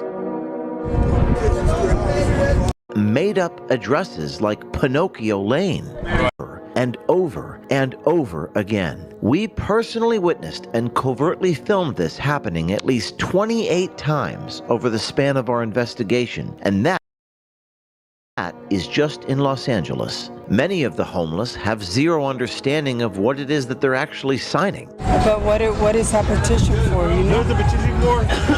I do not know. So you're saying they just didn't let people know what they were doing when they were registering to vote? Is that what this is? This is your evidence of election fraud? Petitioners instruct the homeless to enter made-up addresses like Pinocchio Lane. What do I put as my address? Yeah, just put you live on Pinocchio Lane. Oh, you can just fake it. Oh, good. Okay. So how did they vote? This is a petition. This isn't even voter registration. What are we looking at? This is what you wanted me to look at? The people put in fake addresses when they signed a petition? What's up, Jen? I think the claim of this, I heard about this, is a lady paid homeless people to register to vote with a fake address or offering addresses, is what the claim is. Right, maybe, but that's not what they like in here. They're just this is a petition. And all of this occurring just outside the front doors of shelters and NGOs such as Weingart Center, which have received hundreds of millions of dollars in government money. One Weingart employee tells us when and where to find the... That's a crazy... This is the problem with right-wing journalism and the shit you guys will believe. There's not even a connection there. It was on the other side of the street, and so now they're tying this in. They are near this nonprofit who gets money from the government. Illegal cash exchanges for signatures outside, and says the cash being given out is coming from a higher source. Do you know? Again, this is for signatures for a petition. This isn't voter manipulation. Who was it that asked me to watch this? If they provide the money that they're handing out, Yeah, the company that's what they give up. When they give the money up, they got to go back and tally up.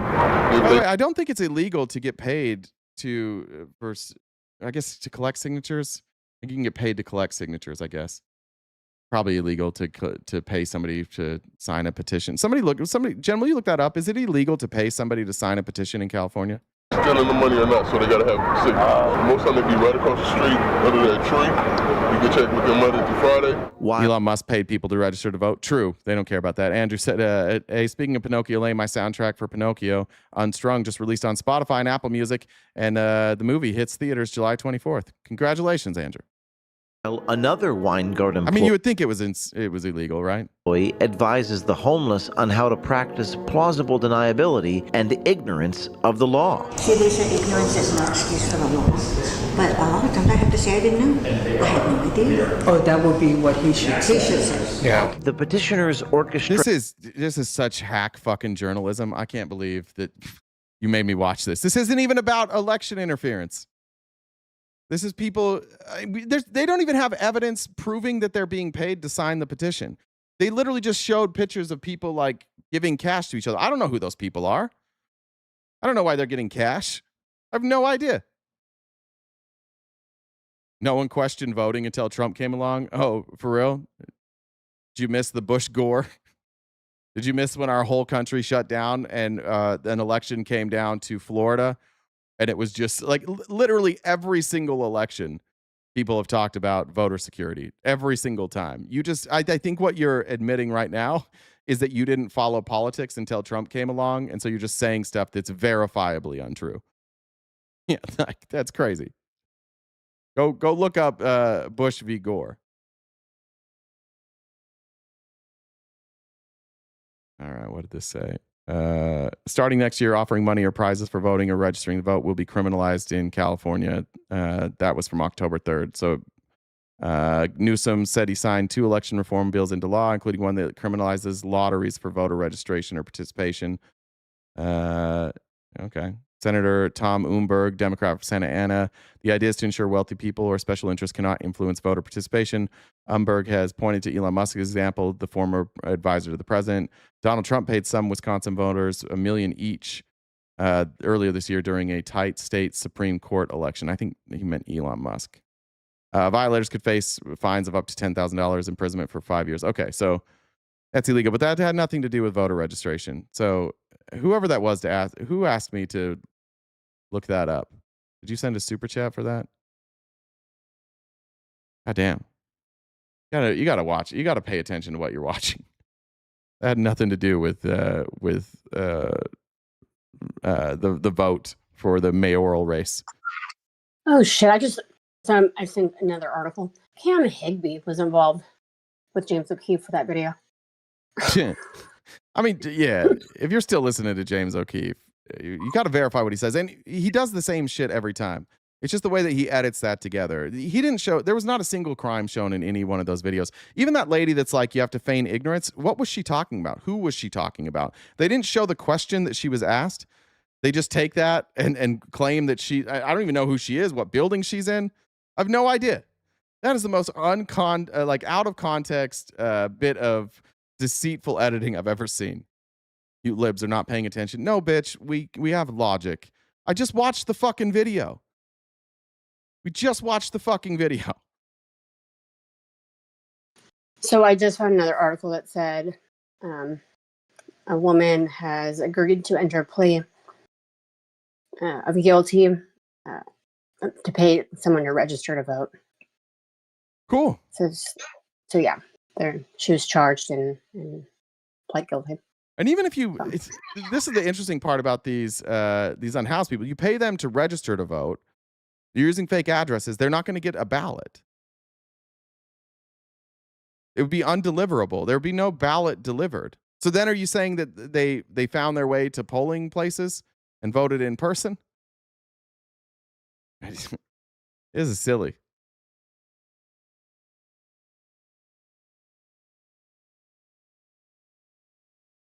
Sorry, I'm just reading it's the same shit every time. Fuck you guys. How dare you correct our information? All right. I skipped through that. Got that. Okay. I want to get back to Mike Johnson. We'll move along, moving past election fraud. This is a great question. Every Republican on earth should be asked this question. Go. Thank you, Mr. Speaker. Eric Garcia, Independent. These past 2 weeks, Democrats ditched Graham Platter from their ballot after sexual assault allegations. 2 members of the conference, Max Miller and Corey Mills, faced domestic violence allegations. Why would you Republicans keep them in the conference, whereas Democrats are dropping somebody accused of criminally accused of sexual harassment? If you missed the question, they say Graham Plattner dropped out of the race. You have 2 people, Max Miller and Corey Mills, who are both credibly accused of sexual assault. They are still in Congress. Why is it that Republicans don't resign when these accusations happen? Well, the key word there is allegation. We have a process here. The House Ethics Committee works on those things. If allegations are made, they work through a process. So I'm not in the business of commenting on investigations as they're in process, and we'll see how that shakes out. That's how this always works. And by the way, it's how long is it going to take on Corey Mills? We have the police reports with Corey Mills. We know that Corey Mills hit his girlfriend, right? I need to scoot this way a little bit, like moving out of. What's this way? There we go. Move that over. My auto cam is on. Corey Mills beat up his multiple girlfriends. He chairs a committee. I think it's I don't know if it's defense, like one of the defense committees. We ever going to do anything about that, Republicans? No, it's fine actually. It's done for R's and D's on both sides of the aisle. Yes, ma'am. Go here. Thank you, Mr. Speaker. Ask Republicans that question more often. That would be cool. And Greg Gutfeld just proving why this doesn't matter to Republicans. Greg Gutfeld, like all Republican men, is intimidated by AOC, threatened by AOC, and he actually just told the truth here. There's no ideas. They go for people. I think she's an absolute genius. I want to just read her that quote again, and I'm going to tell you why. Okay, we cannot afford to leave Tennessee behind, Kennedy behind, Alabama behind, Mississippi behind, Georgia behind, South Carolina behind. She mentions behind 6 times, and all I'm thinking about is her behind. All right, you big fucking creep. She was giving a speech about how we needed to make sure that red states also aren't being left behind. Poor people in red states aren't left behind. All I can think about is her ass. I heard the words she was saying, and I just thought about her ass. Behind 6 times, and all I'm thinking about is her behind. Look.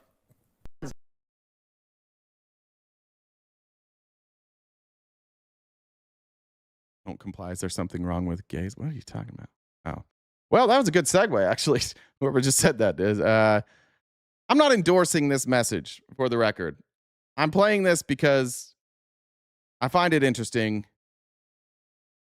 Hunter Biden is a Washington insider. Again, I'm not saying that this is or is not true, but we'll put it out there. We report, you decide. Dark City said James O'Keefe is 42, but his video looks like high school slop. Yeah. Just a reminder before I play this video of Hunter Biden. I promise you're not ready for this if you haven't seen this yet. We are crowdfunded. Anything you can do to help us knock out our daily gift goal would be greatly appreciated. We rely on our viewers to help us keep the lights on. We don't take ad revenue. We don't have sponsorships. So people who are paid subscribers every month and people who donate each day to help us accomplish our gift goal are greatly appreciated. The Venmo, PayPal, and Cash App are above, and Super Chats are also accepted. TikTok's down, so we don't need to worry about that. If you haven't seen this video, I'm not even going to set it up. I'm not going to add much context, but here. Everybody knows there is this closeted gay mafia, largely Republican, that exists in Washington, D.C., and everybody knows every single one of them who's gay. And so and what I believe, the only reason that is relevant is because I believe that internal conflict creates so much vitriol inside a person that they take it out on the rest of the world. And they do. I will second this. Good Lord. That is an aspect of closeted conservatives that I think we try to be sensitive to people's sexuality, but that's an aspect that a lot of people don't pay attention to. People who espouse deeply homophobic or anti-LGBTQ ideas and rhetoric, who are themselves closeted, creates a brutal internal struggle. I think I can speak with some expertise on this as a former member of a cult who did not keep the rules of the cult. I can tell you that for a large portion of my life, I'm 40 years old, let's say 75% of my life, until I was about 30, most of my life was spent living a double life. Outwardly, to the people around me, I was this Mormon version. I was keeping the rules. I was doing the Mormon thing. Privately, in my own life, I was not. There were groups of people I could go and be around that were also Mormon who also didn't live those rules, and that internal conflict was a motherfucker. I can tell you that, like, when you go on a Mormon mission, one of the things that you have to do before you go on a Mormon mission is you have to go in front of, like, the leadership, and you have to say, like, you're sexually pure, meaning you don't have sex, you're not having sex, you're not doing any, like, you're not touching boobs, you're not grabbing ass, you're not doing any of that shit, and you have to promise that you're not doing any of that shit. Well, I lied. I lied so I could go on a mission. And I lied to go on my mission because all of my friends were out on missions, and you get judged really harshly as a young man in a Mormon culture if you don't go on a mission. Everybody assumes that you are not keeping the rules. It's a really fucking shitty way to deal with 18 and 19-year-old kids who are just like, they're having hormones like anybody else, and you're like, don't masturbate or you're evil. So I lied. For 2 straight years, as a Mormon missionary, I would go out, I would wake up at 6:30 a.m., I would go to bed at 9:30 p.m., and for that entire day, I did nothing but, like, read my scriptures and go out and talk to people about Jesus. I did that all day, every day, and sometimes we would teach somebody and we would baptize somebody, they would join the Mormon church, and I would go home every night and feel like a complete and total fraud. Because no matter how much I worked that day, no matter how much effort I put in, no matter how much I read, no matter how many rules I kept, I could never get away from the fact that I actually wasn't worthy to be a Mormon missionary. There was a worthiness question, and I lied about that question, and so I felt guilt for 2 straight fucking years. And then I got home, and everyone was like, great job, dude. You did it. And I was like, yeah, thank you, but I felt guilt then too. I felt guilt even accepting the people saying you did a great job. And it wasn't that long after I got home that I was like, sex is kind of cool.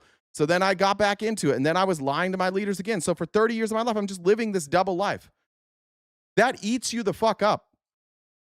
I've said this before, like, when I left Mormonism, I became a significantly better person simply because I no longer had to lie about the things that I did in my personal life. I became a more honest person, a more compassionate person, a more empathetic person. But living with that internal struggle your whole life fucks you up. It fucks me up to this day. I still, like, this is a lot of information, but, like, sexual shame was huge in the way that I grew up. If I'm watching a movie with you, like, so we watch movies together in Discord, with the members. If we're ever watching a movie and there happens to be a naked woman in that movie, if you could see me, my face goes red. If I'm in a movie theater and there's, like, a sex scene or any sort of nudity, I'm immediately uncomfortable. Immediately. And it's just this shame that has been bred into me that you don't look at that shit. And if anybody sees you look at that, they're going to judge you as being evil. And that's what you do. Like, when I voice my concern about Mike Johnson, when, like, we've all seen the Grindr messages. Nobody has ever refuted those Grindr messages. They just pretend they're not happening. When you know the stories about Lindsey Graham, and then you ask yourself, like, how can Mike Johnson, a Christian, sit there and lie like he does? There's a reason, because he has learned to compartmentalize his life.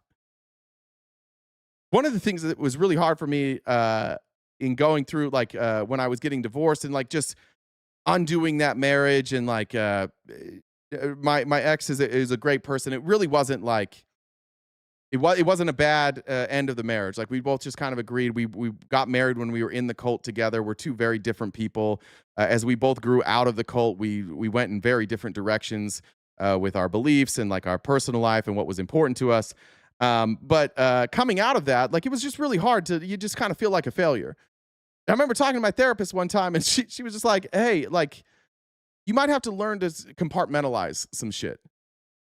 You might have to learn to not let, like, everything be on the surface. And it was terrifying to me, because my whole life, like, every problem I had was me compartmentalizing everything. when Jen says this often, like I overshare, there's a reason for that. I didn't used to overshare. I didn't tell anybody anything.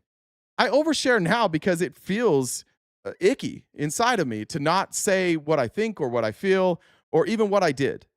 I would much rather everybody know that I got publicly catfished than have everybody sitting there in the comments like knowing I got catfished and me pretending like it didn't happen.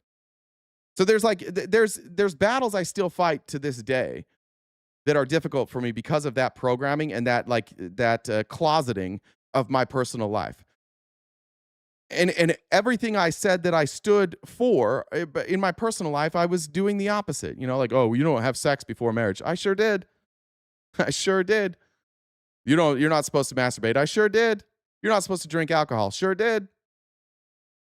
There's all these. You're supposed to go to church every Sunday. Sure didn't. Supposed to give 10% of your money to the church. Sure didn't. But did I tell everybody I did? Fuck yeah. Why? Because I didn't want to be like, this was my community. The Mormons were my community. If I don't do those things, I'm going to be ostracized. I'll be thrown out of the community. Ironically enough, guess what happened when I started being honest? Thrown out of the community. Abandoned by the entire community. That's what Mike Johnson and Lindsey Graham have been dealing with. Any of these other people. They will lose everything if they come out and they admit to their closeted desires. And that creates a really vulnerable person, but a very dangerous person. Because their biggest fear is that their closeted desires and their public persona won't mesh, and that exposure leads them to do some dangerous things, or can lead them to do some dangerous things. I personally, like, there's a person close enough to my life right now that could do some damage, not necessarily to me, but to people I love, who is deeply closeted and openly bigoted. And their biggest fear is that their deeply closeted behavior, the stuff they do online and the stuff they do in clubs and the stuff they do on apps, is going to be exposed. And my biggest fear for the people around them that I care about is that actually will be exposed, because they will lash out.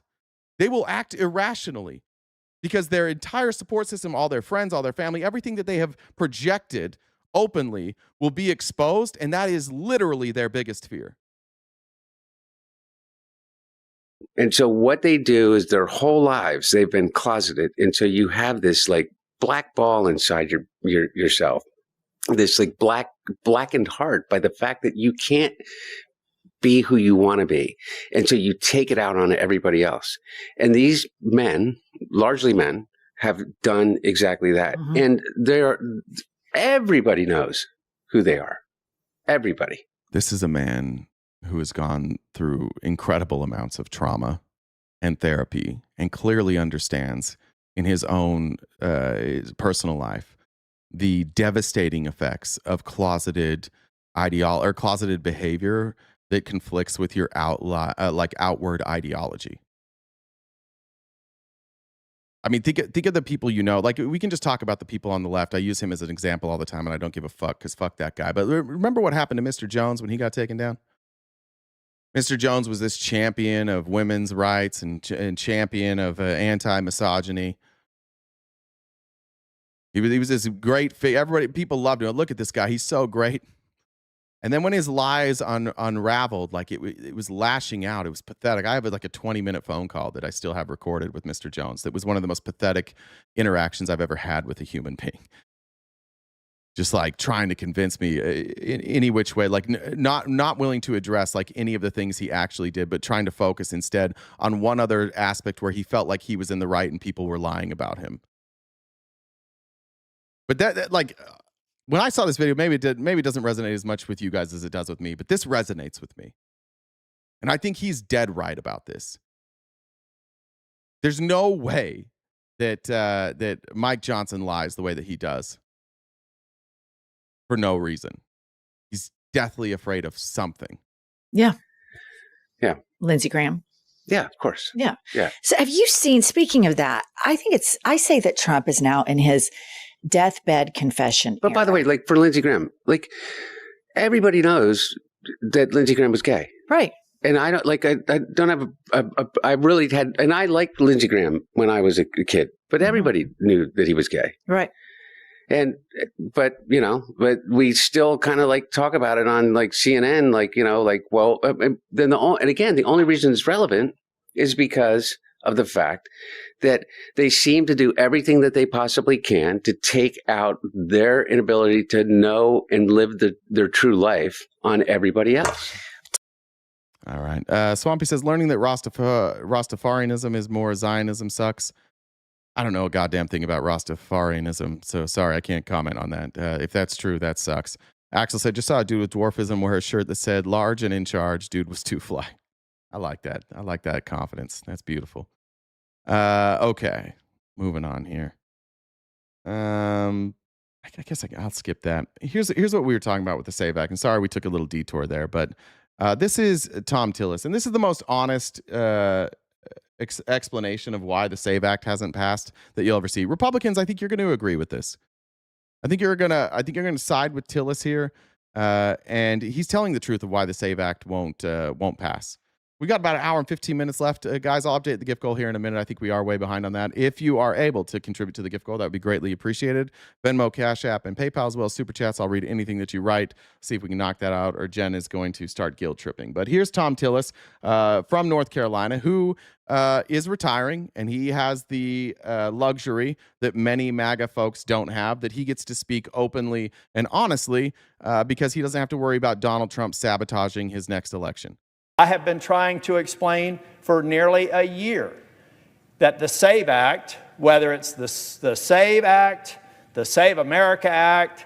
Sorry, as my mates in American South say, a hit dog will holler. The new SAVE legislation that's being proposed in the House, SAVE goes to Hollywood, SAVE goes to Hawaii, whatever the sequels are, all of them are fundamentally flawed. I'm not going to mention Hunter sitting down with Fuentes. I didn't see it. I don't watch any. I think I would never sit down with Nick Fuentes. I'm not necessarily a fan of Hunter Biden. I know that it did happen. It wasn't at somebody else's podcast that they were all together.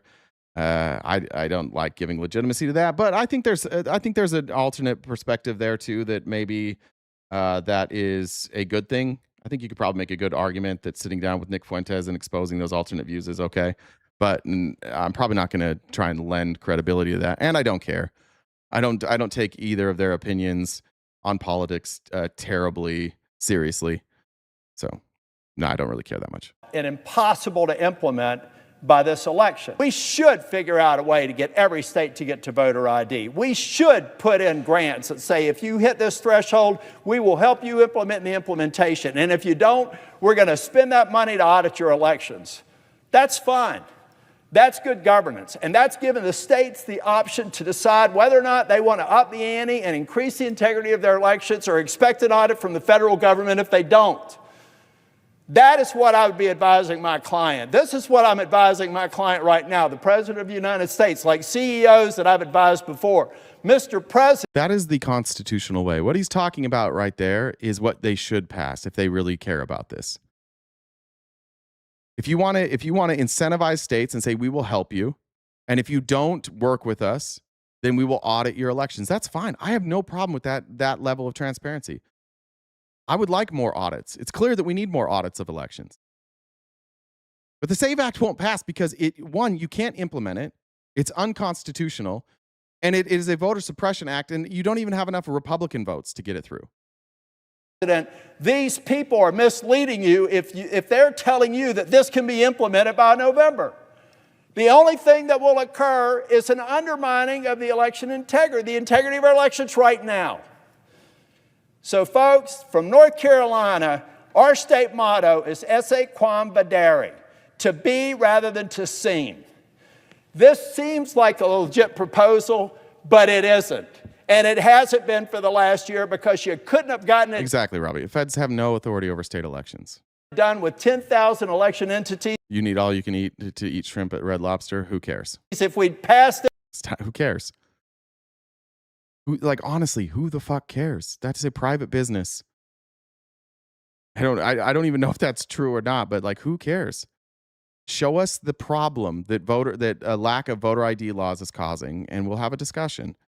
Don't tell us that you need to solve a problem without being able to tell us what the problem is. Last July. Let's stop the charade Let's stop the distraction. Let's get the government funded. Let's use reconciliation if we need to, but let's not clog it up with another piece of policy airdropped by a member of this Senate or the White House that will undermine this bill, undermine what we need to get done before the election.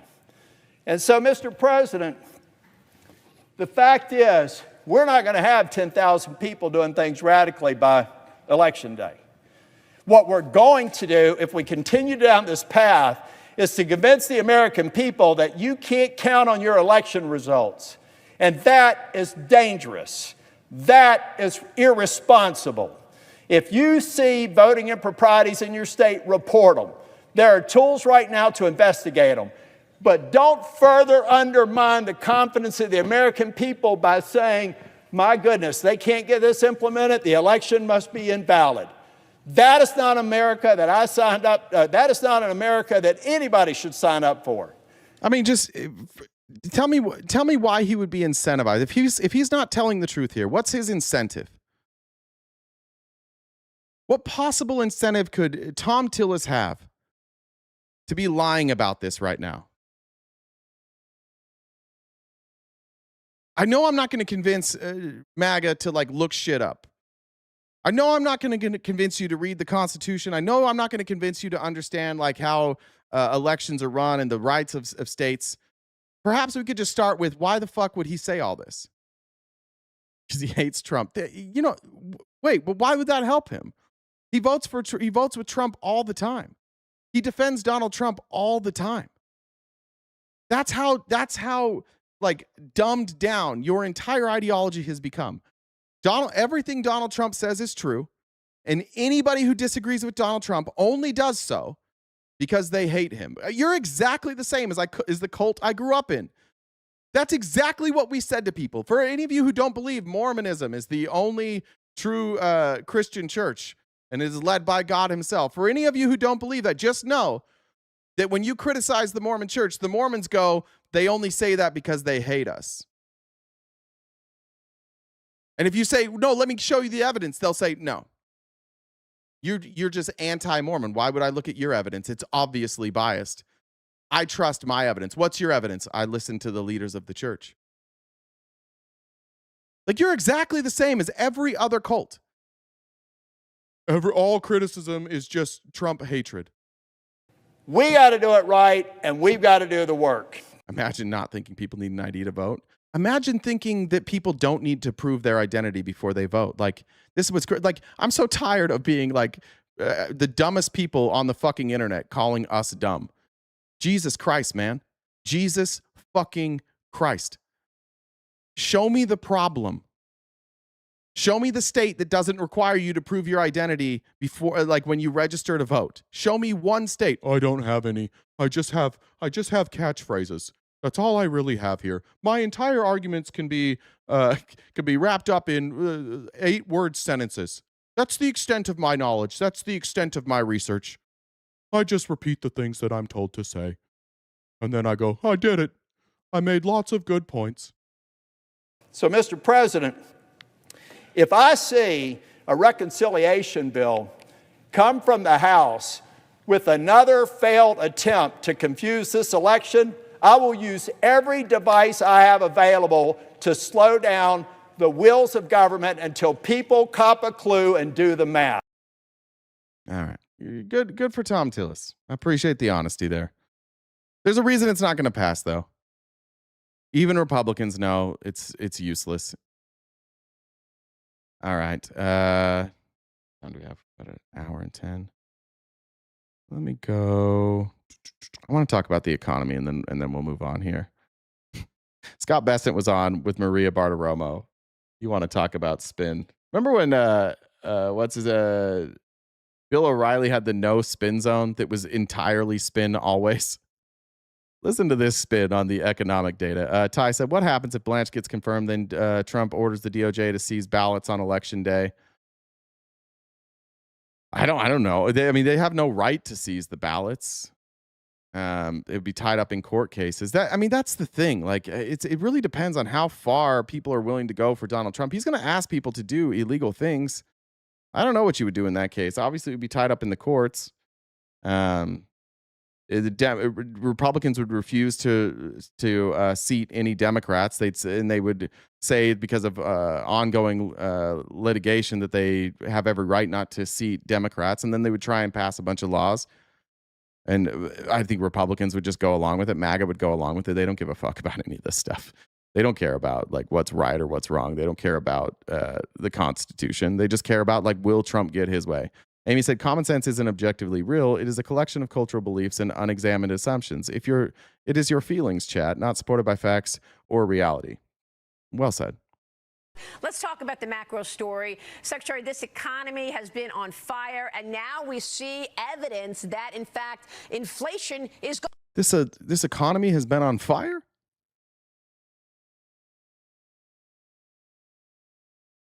In what, by MAGA, what data set would you point to say the economy's been on fire? You got the stock market, which is every single president, literally every single president that has presided over this country while the stock market existed has presided over the highest stock market in history. Every single one, 100%. If you weren't presiding over the highest stock market in history, you would be historically the worst president of all time. But Matt, could you point to me some metrics that you would point to say that our economy is on fire? Burning down, yeah, maybe she means burning to the ground.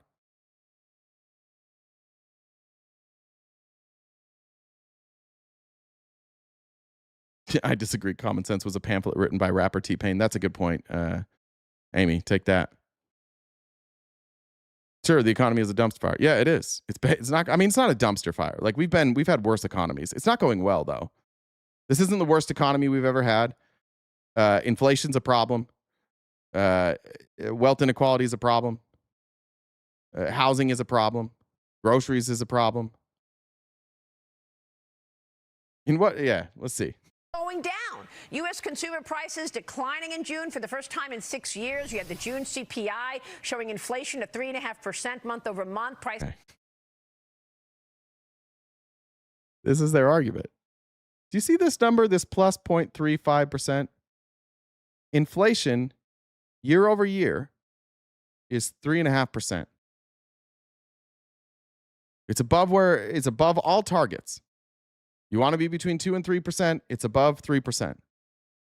It's worth. It was at 2.9 when Trump took over. It's obviously higher.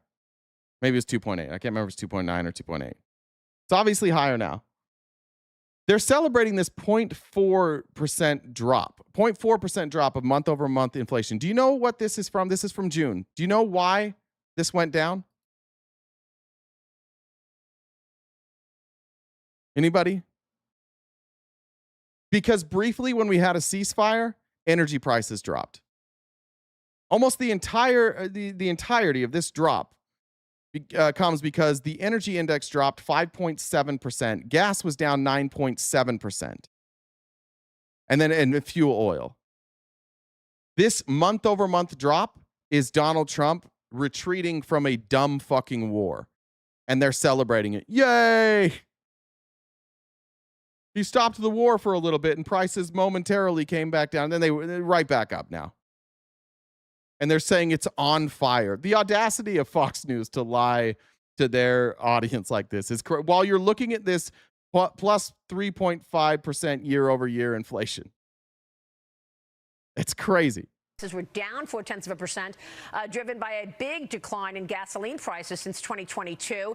You say inflation will keep coming down as AI stands to double productivity. How would you assess the macro story today, sir?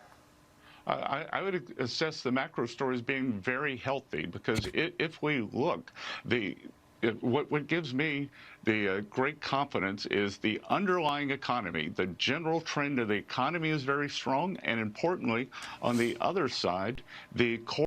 What does that mean? The general trend of the economy. Talk about a word salad. What the fuck does that mean? What does that even mean?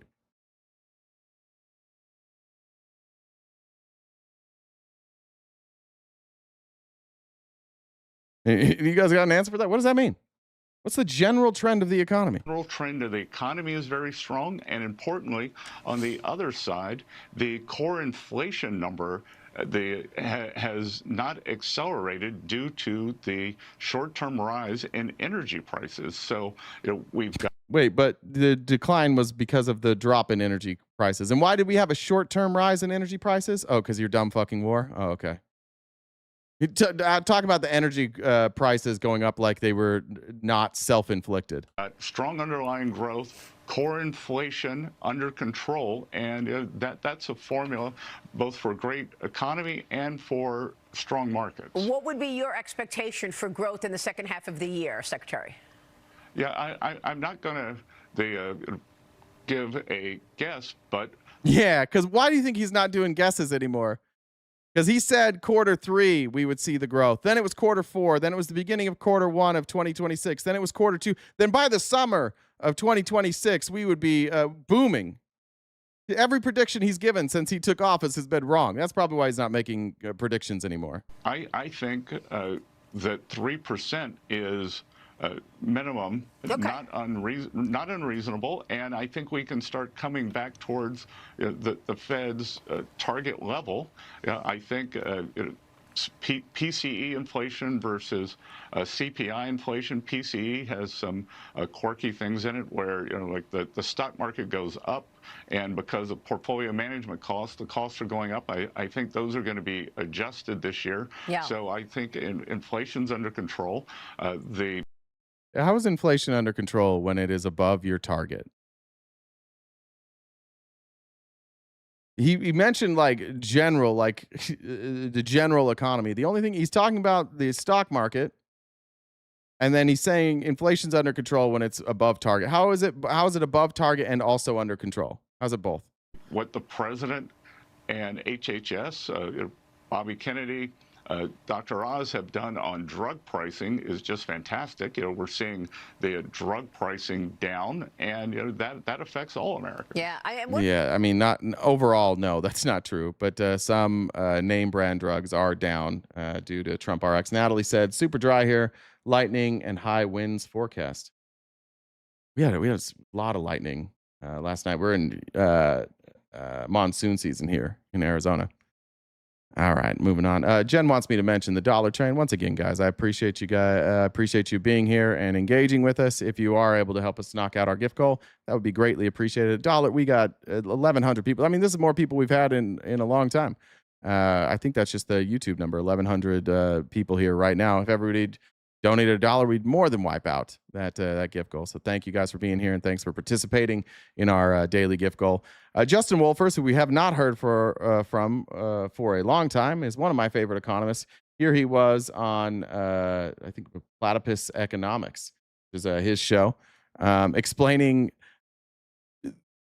the facade of the Republicans telling you that they're doing stuff for you and for the working class. We ask this almost every day, and we never get an answer. I always ask Republicans, what exactly is it that the Trump administration has done during these 18, 19 months that has benefited you? What is it exactly that they're doing for the middle class? And we never get an answer for that. The answer sometimes that we get, and we don't get this very often anymore, is the no tax on overtime, no tax on Social Security, no tax on tips. It's important to remind you that all of these things that the Republicans tell you are going to make your life better are gimmicks. They're not making your life better. There's a reason for that. And really, it was always about giving tax breaks to the rich. Here's Wolfers to explain that. You're absolutely right, Megan. Kim said, let's see. Kim's, thank you for the super chat. Appreciate that. And to see that this is a theme. It's really a theme mostly for the stuff coming out of the One Big Beautiful Bill. Mods, feel free to mute anybody for 24 hours that is talking about COVID. Anybody talking about COVID 24 hours. Let it fucking go, man. Let it fucking go. Otherwise known as the Trump budget, otherwise known as the one major piece of fiscal policy the administration got. You saw this in a whole bunch of other ways. The president went on the campaign trail and promised no tax on tips. It turns out you do tax tips. If you're in certain tip prevalent occupations, though, there'll be no tax on tips until the end of 2028. He talked about no tax on overtime. It turns out he does tax overtime. So if you work an extra 5 hours, and you get time and a half, you'd be due to get 7.5 times your hourly wage. So it's only the extra half that's not taxable, only up to a limit, only for certain occupations. And guess what? That also runs out at the end of 2028. He talked about no tax on Social Security. In fact, they still tax Social Security. They did something else in the tax code to help older people, but Social Security Tax breaks. Are you a 1%er? What tax breaks did you get, Clubber Lane? is still taxed. Hey, guess what? It runs out at the end of 2028. You know, there's one thing that didn't run out at. Okay, so all these things are going to run out in 2028. Which, I mean, they could have made those permanent if they wanted to, but they didn't. All these tax breaks that you guys get, that you think you're getting, many of them you're not getting, run out in 2028. The end of 2028. The other major part of the Trump budget was these populist parts. Then there was tax cuts for the rich. The tax cuts for the rich are permanent. So as it stands, if the next president and Congress... How come they didn't make your tax cuts permanent?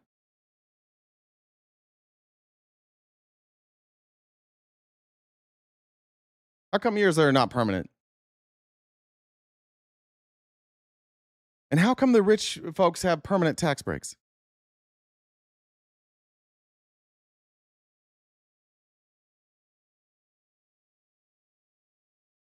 Where can you find this video? You can find it in our Discord. Join the Discord. It's free to join. We post every link that we play on the stream. Don't renew any of the gimmick populist giveaways. I think each of these are actually, by the way, bad policy for a whole... Talk to Congress about that. Well, we try to talk to Congress about that. We tried to talk to you guys about that before. I'm asking you why you think they did, right? I'm asking for your opinion. I'm obviously not asking you as if you're a member of Congress. Range of reasons, discussion for another day. Then they are literally just going to disappear. That's all right. Thank you. Connor said, I always forget that. What's UWU again? I always forget that is. Thank you, Connor. Appreciate that. Jessica, let's see. Stacy said, just to make sure you hit the gift goal. Thank you. Jay Rezi, will you marry me? That's from Jessica. I don't know. That is Jay Rezi. Are you asking me if I'll marry you? I have to talk about that. Amber said, chop, chop. Michelle, thank you as well. All right. If they cared, wouldn't they have made yours permanent and the rich people's not? When you do that? Instead, they talk to you about the stock market and they're selling you out to these AI data companies. Now, a lot of people don't like Theo Von. That's fair enough. I think Theo Von asks some good questions. I find his guests to be good. I like Theo Von's. He seems to have reasonable takes when it comes to data centers. He seems to have reasonable takes when it comes to our foreign policy. I appreciate his advocacy sometimes. So we're going to show this. But he had on Aaron Brockovich, who has now taken on the fight against data centers. And I thought this was really interesting. Yeah, if data centers are so great, why are they being built in secret? Yeah, that was in Substack, the Brockovich report. And you talked about the biggest one, which is built in Louisiana. In the flatlands, it says right here, in the flatlands of Northeast Louisiana, known for soybean fields and dense clusters of river cane, Meta is building a 4 million square foot AI campus called Hyperion. When finished, it will consume more electricity than the entire city of New Orleans and cover a footprint the size of Lower Manhattan. And then it says here, Meta's investment establishes the region as an anchor in Louisiana's rapidly expanding. I've never thought about what the government is doing for me. I'm too busy doing for myself for the past 45 years. I'm just okay with a completely incompetent government that rigs the game for rich people because I'm Mark and I only think about myself. And I'm trying to pretend that this is a flex. I'm so big and smart and tough. My name is Mark. I pulled myself up by my bootstraps. Then shut the fuck up, Mark. Leave here. We would like things to be better for everybody. We would like the money that we pay in taxes to go for useful things. If you don't care, if you're only worried about yourself, then why the fuck are you here every goddamn day, Mark? Every day you're here bitching about something. Every fucking day. And then when we hold up a mirror to the people you voted for, you're like, actually, I don't care about any of this. I only worry about myself. Bro, you've been here since we started. You were one of the first comments today, and you complain every single day. We all see you, my friend. We all see you. We know you complain every day. What do you mean you don't care about what the government does for you? This is a political show. I want the government to use the money that we pay for taxes for good uses. Not me, Mark. I just do it all by myself. tech sector, revitalizes one of our state's beautiful rural areas, and creates opportunities for Louisiana workers to fill high-paying jobs of the future, said Louisiana Governor Jeff Landry in a press statement. I thank Meta for their commitment to our state. And what shocked me here, though, was a resident of Holly Ridge, an unincorporated community in Richland Parish, said she found out about the data center the way everyone else in her community did when they started digging. Correct. And I was like, oh, she says, nobody told us anything. Correct. They supposedly had a big meeting. The whole community was supposed to come. Nobody knew anything about it ever. Correct. But how did data centers come onto your radar? So I woke up one morning and I had 30 emails. I'm not sure what the article he was looking at there was. He said at the beginning, I think a New York Times article. 30 individual emails from the same community regarding the same issues, data centers. Wow. So having done this for 30 years now, anytime I get a cluster of emails, that's a sign. And then I was like, data centers. It was almost a moment like in Hinckley, California. Hexavalent what is that? Data centers. What's going on with data centers? That I started looking into it, and things, I don't know, my questions weren't being answered about data centers. So what I do is I like to see the big picture, and I like to create maps.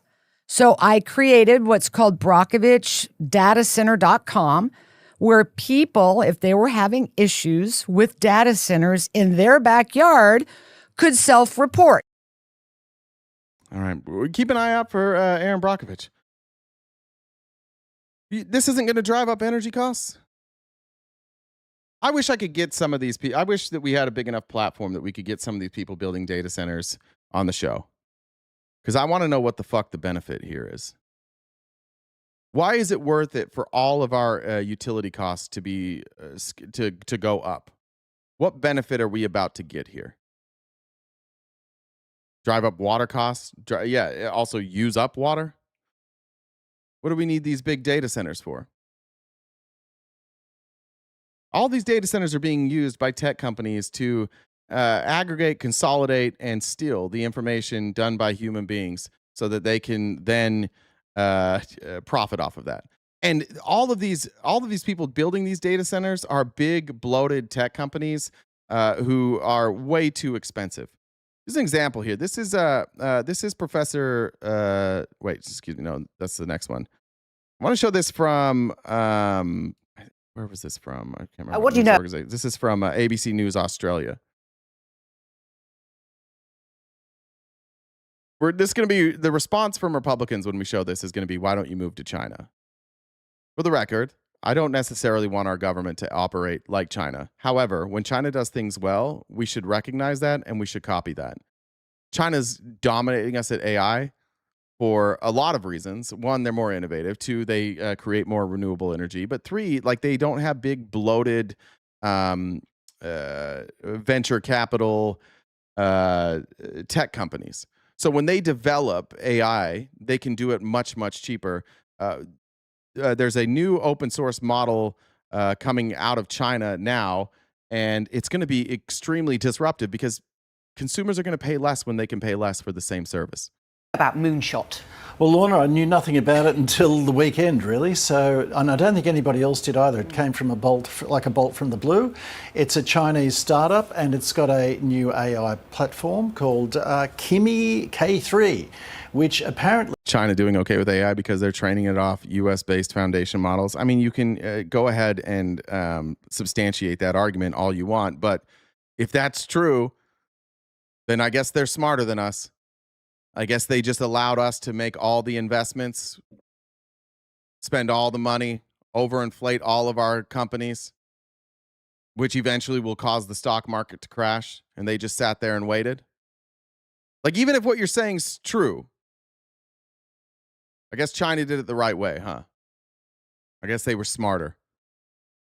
Is almost as good as, well, it's pretty much identical to the main programs that both Anthropic and OpenAI produce. I think they've got a slightly updated version now, and it might be just lagging behind those ones. But clearly it is right up there in terms of the technology and what it can do.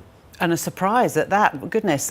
When does it come out, and how and where will people access it? There have been some early releases of it, so it has been looked at and it's been assessed on that basis. But I think the full release is about a week from now, and then it'll be subjected to full testing. It's different to the American ones in that it's what's known as open source. So pretty much anybody can access it and then use the AI to develop their own sort of structure in how they use it. Whereas the American models are it's a corporate model where they'll sell you the access to their. And it's very expensive. I mean, that's how these companies are making their money. Could this emergence of moonshots, which has come out of nowhere? I mean, we explain this all the time, but like the layers upon layers upon layers of venture capital and private equity money that have created these massive tech behemoths are the reason our stuff is so expensive. All of these people who've invested have to make a return on that investment. Many of them have invested in the companies prior. Many of them have entered and exited other bloated tech companies. And so what it costs, $10 million to develop in China, it costs billions of dollars here in the United States because you have to pay off all of these venture capitalists and private equity investors. Those people hurt you every single day. Like every restaurant that you used to like that was a chain restaurant, you got shittier private equity. There's we'll probably watch it tomorrow. More Perfect Union just did a expose on bowling alleys and how private equity has killed bowling alleys. The food, the fact that you can basically go to any number of restaurants and get the exact same food from the exact same manufacturer, private equity. Private equity is destroying America. And we still do say things like we need these venture capitals, we need private equity. They are the ones that make America run. No, they're what makes things kind of shitty and overpriced. Like, you're free market capitalists, right? What are we better at China then? Can you point to any technology or any industry that we're better right now at China then? Maybe the military, maybe. Hard to argue. We haven't seen China engage militarily. Look at the decline and trust for services like plumbers, electricians, and HVAC companies. Look at how they are destroying the industry. Yeah, they go up and they buy up all these HVAC companies and they roll them all up into one and they gut them. We're better at fascism. We are better at fascism. Still better on AI. I bet. Well, in what way? Are we slightly ahead? Maybe. Are we more affordable? Certainly not. How's the trajectory look? Does our trajectory look like we're going to be able to sustain this more than China? No.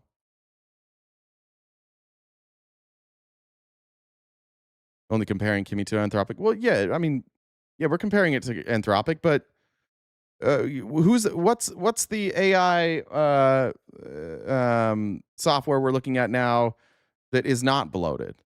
That was built in the United States. They're all pretty bloated. They're all overly expensive. I think China could fight us. Sure, but no, we're not going to fight China. China's not going to fight us. It's something that people talk about to distract you from reality.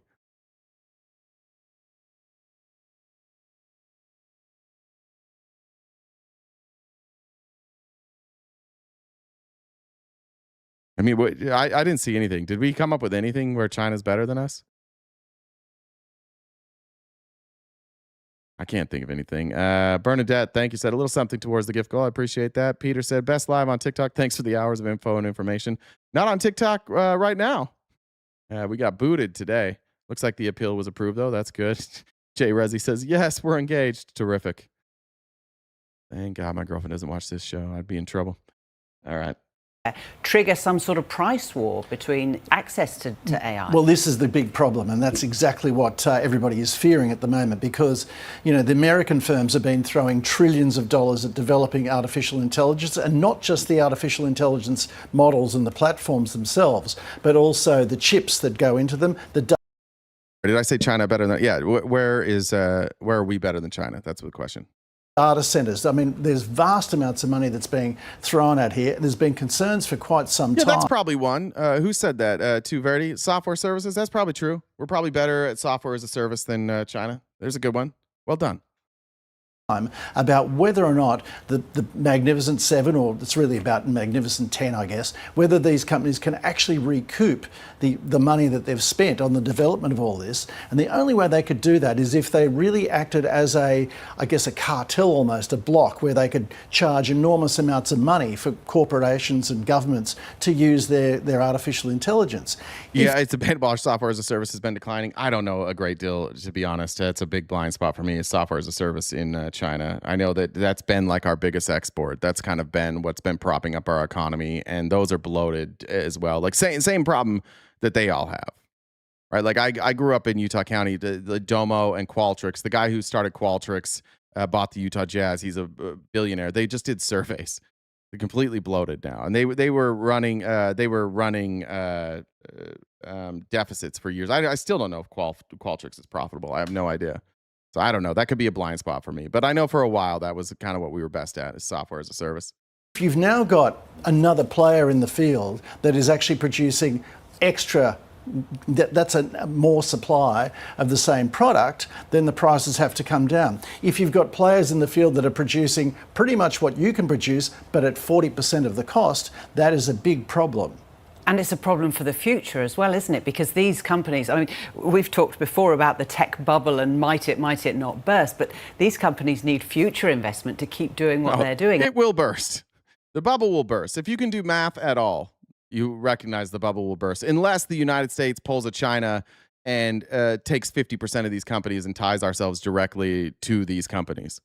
An investor's going to be reluctant to dip into their pockets if they can see the bubble starting to burst. Well, that's right. I mean, you know, the sky-high valuations from these big tech companies, which have really driven our superannuation returns for the past few years, really, these valuations have all been predicated on the idea that these companies will be able to charge enormous amounts of money and make big profits into the future. If you've got somebody then undercutting that whole business model, then that could shake the foundation of the boom that we've seen and probably result in some kind of a pullback, correction, whatever you want to call it. Yeah. Is it having an effect, or will it have an effect on the global markets? Well, yeah. And look, if you look at the way markets have performed in the past 4 years, really since the pandemic, what happened is we had a recovery in technology stocks, which drove the early, Wall Street really dominated there, and American technology companies, the recovery in them really drove global stock markets and, our superannuation returns. And then for the past 2 years, those very same companies have been involved in this race for domination of artificial intelligence, and that is really, investors have just gone crazy for these kind of stocks. And not just on Wall Street either. I mean, if you look at the South Korean market, for instance. Who was ahead of that? Somebody was bringing it up. I wasn't going to bring that up, but whoever said that gets some credit there, talking about South Korea. South Korea's got the same problem. Their economy is propped up. Their markets are propped up by a handful of tech companies that are overvalued. For all of you who celebrate the stock market in the United States, please understand that this is a game of Jenga. We are at a tipping point. One catastrophe could lead to the entire market collapsing. If you didn't invest in the top 6 companies in the United States, and you were just investing in like an index fund that follows the top 100 companies, and you take out the top 6, you've been doing nothing but losing money. It's only these top 6 highly speculative companies that are bleeding profits right now who are propping up our stock market. The Kospi index, the market there has trebled in the past 12 months. Trebled. Not gone up 30%. It's come off 30% in the past few weeks because of these concerns about overvaluation. But it's just been an extraordinary run. But the concerns are that it's been overvalued. Oh, it'll be interesting to see what happens. Ian Verner, thank you very much. And if you want to understand more about Moonshot, what it means for the AI race, the ABC News website is where you'll find it. Ian's All right, there you go. Follow the South Korean stock market. They're smaller than us. They've been the highest performing market And now we're starting to see that teeter. We're close to. I mean, look at where's SpaceX at right now? 123. Jesus. Down from a peak at 201. Just a continual decline here. Overly bloated, overly like it was absolute fraud that we allowed SpaceX to go public at that valuation. Yeah, exactly. Bright person. SpaceX below IPO as expected. Anybody who could do math was like, oh, they're going to value this high to pay off a bunch of their debt and finance their debt through this high IPO, and then it's just going to drop. Literally everybody that knows anything was like, this is going to be an absolute fucking disaster, and it was. It was the easiest call to make. I think there's a tweet. I think it might be pinned.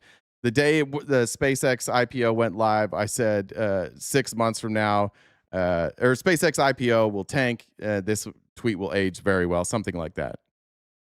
And I'm not a genius. That was the easiest one to see. And we just let it happen to us too. We're just like, no, this is fine. It's fine if we do this. NVIDIA's climb has been outrageous. They've gone from under 100 to over 918 months. Yeah, without really like a lot of government interference there, a lot of forced mergers with Intel, but mostly just hype.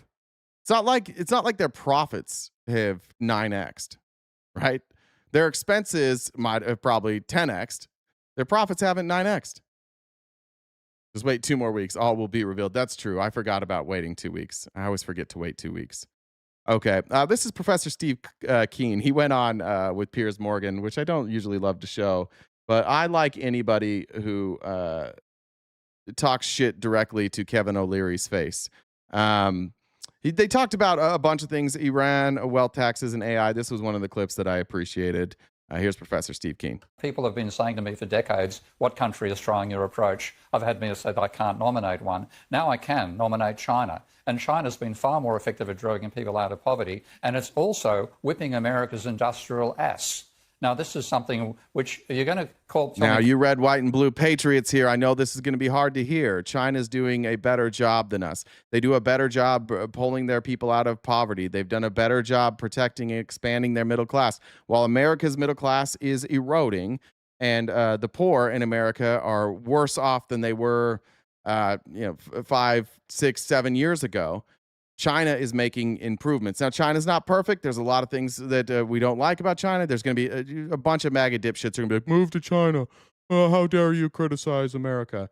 But we just want America to do the right thing. We want our government to make intelligent decisions, use taxpayer money wisely, and take action that makes it easier for Americans to just live a regular life. China's communist, or rather capitalist. That'll be good fun.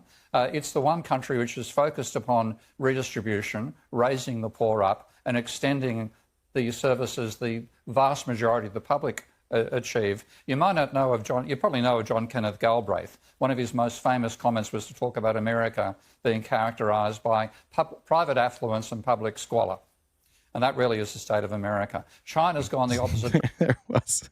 Move to China, how dare you? Why did you do it?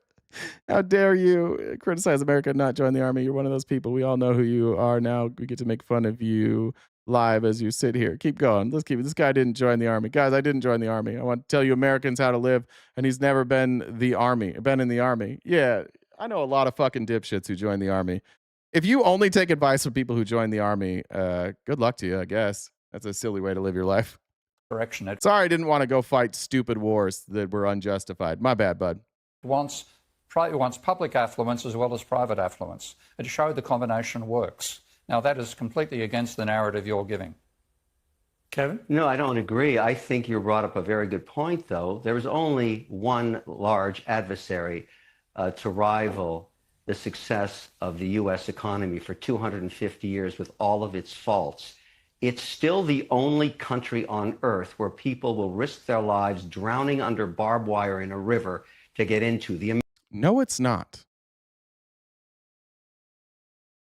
Kevin O'Leary says so many dumb fucking things with absolute confidence. I just watched a video yesterday of Nigerian asylum seekers who were afraid of staying in the United States, trying to get into Canada. They were fleeing the United States to get to Canada.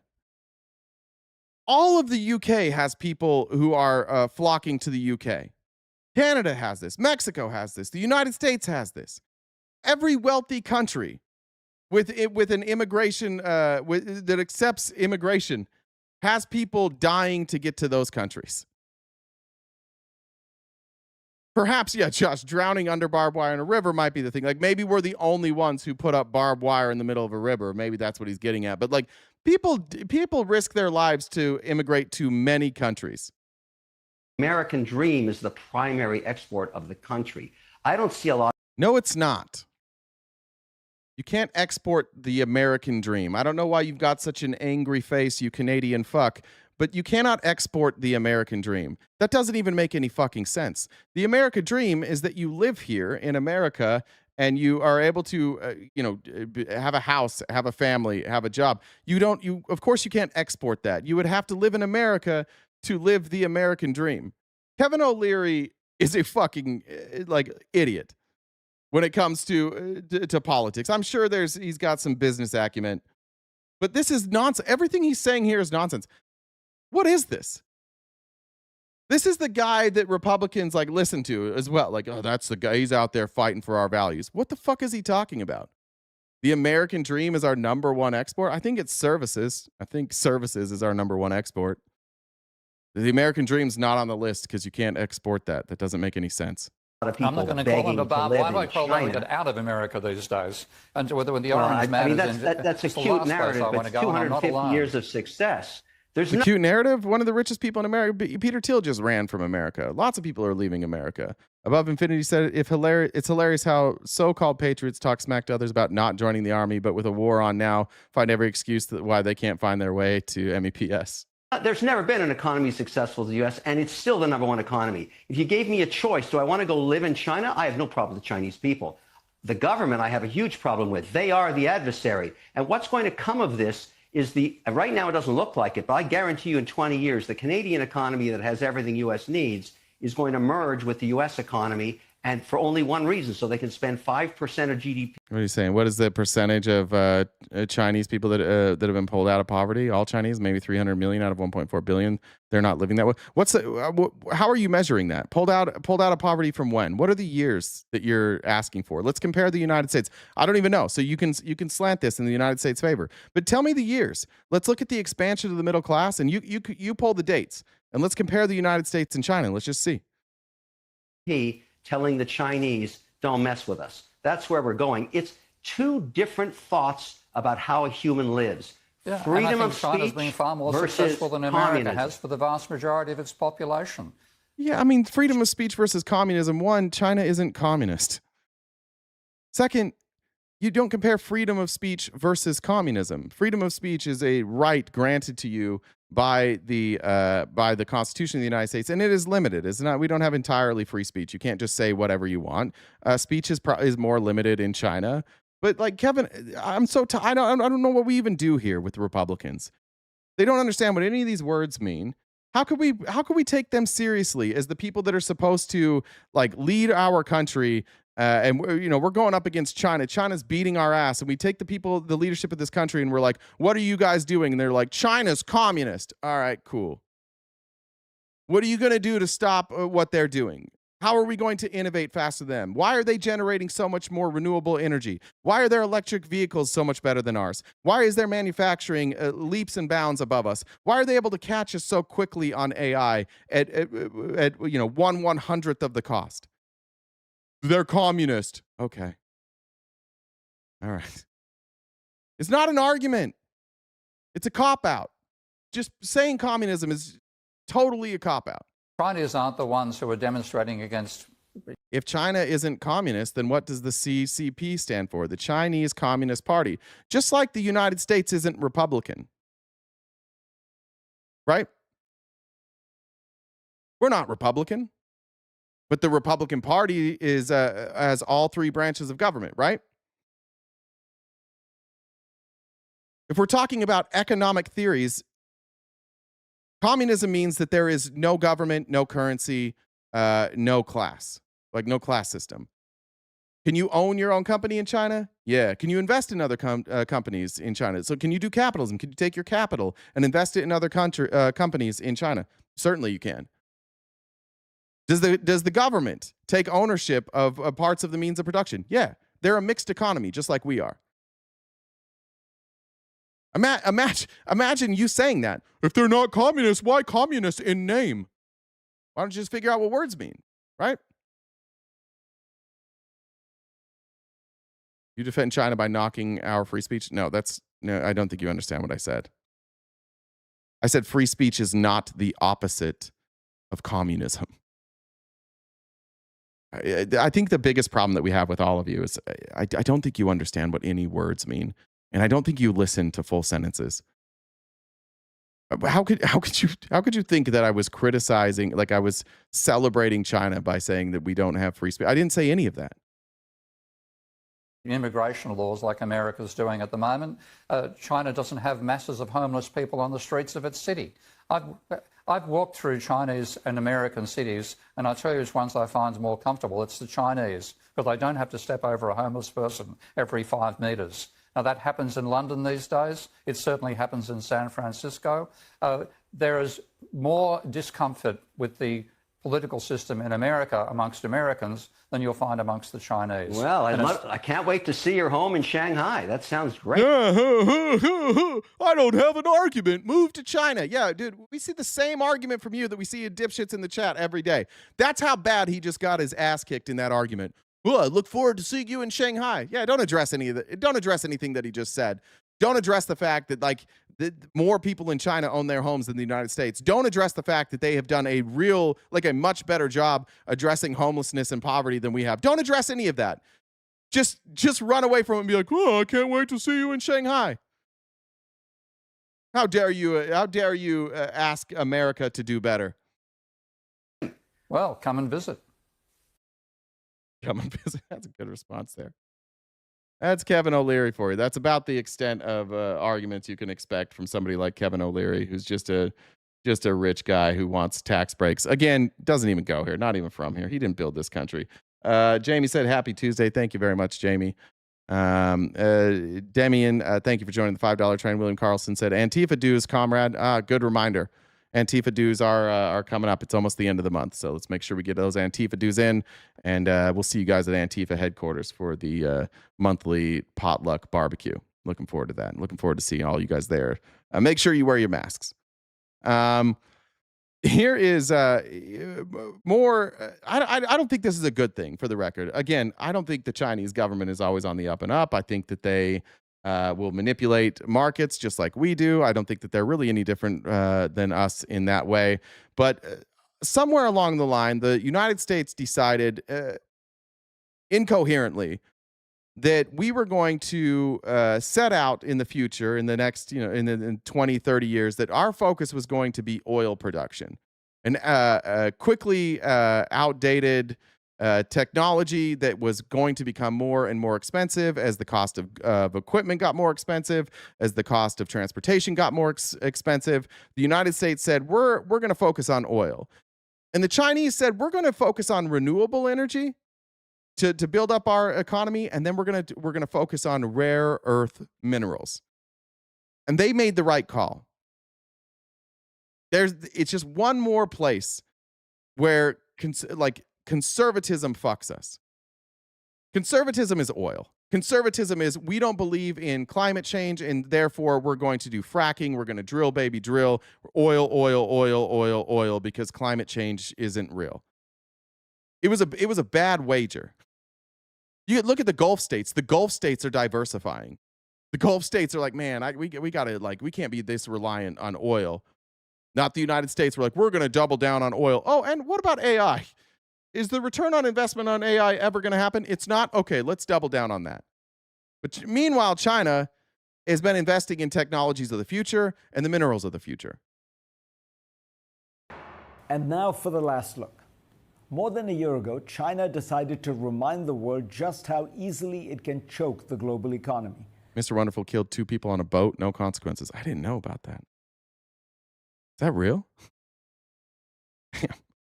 Just a reminder, guys, we got about 20 minutes left of the show. If you want to help us knock out the remaining balance of that gift goal, that would be greatly appreciated. PayPal, Cash App, Venmo are the way to do it. If we did a dollar train right now, 743 people here, we'd knock that out in no time.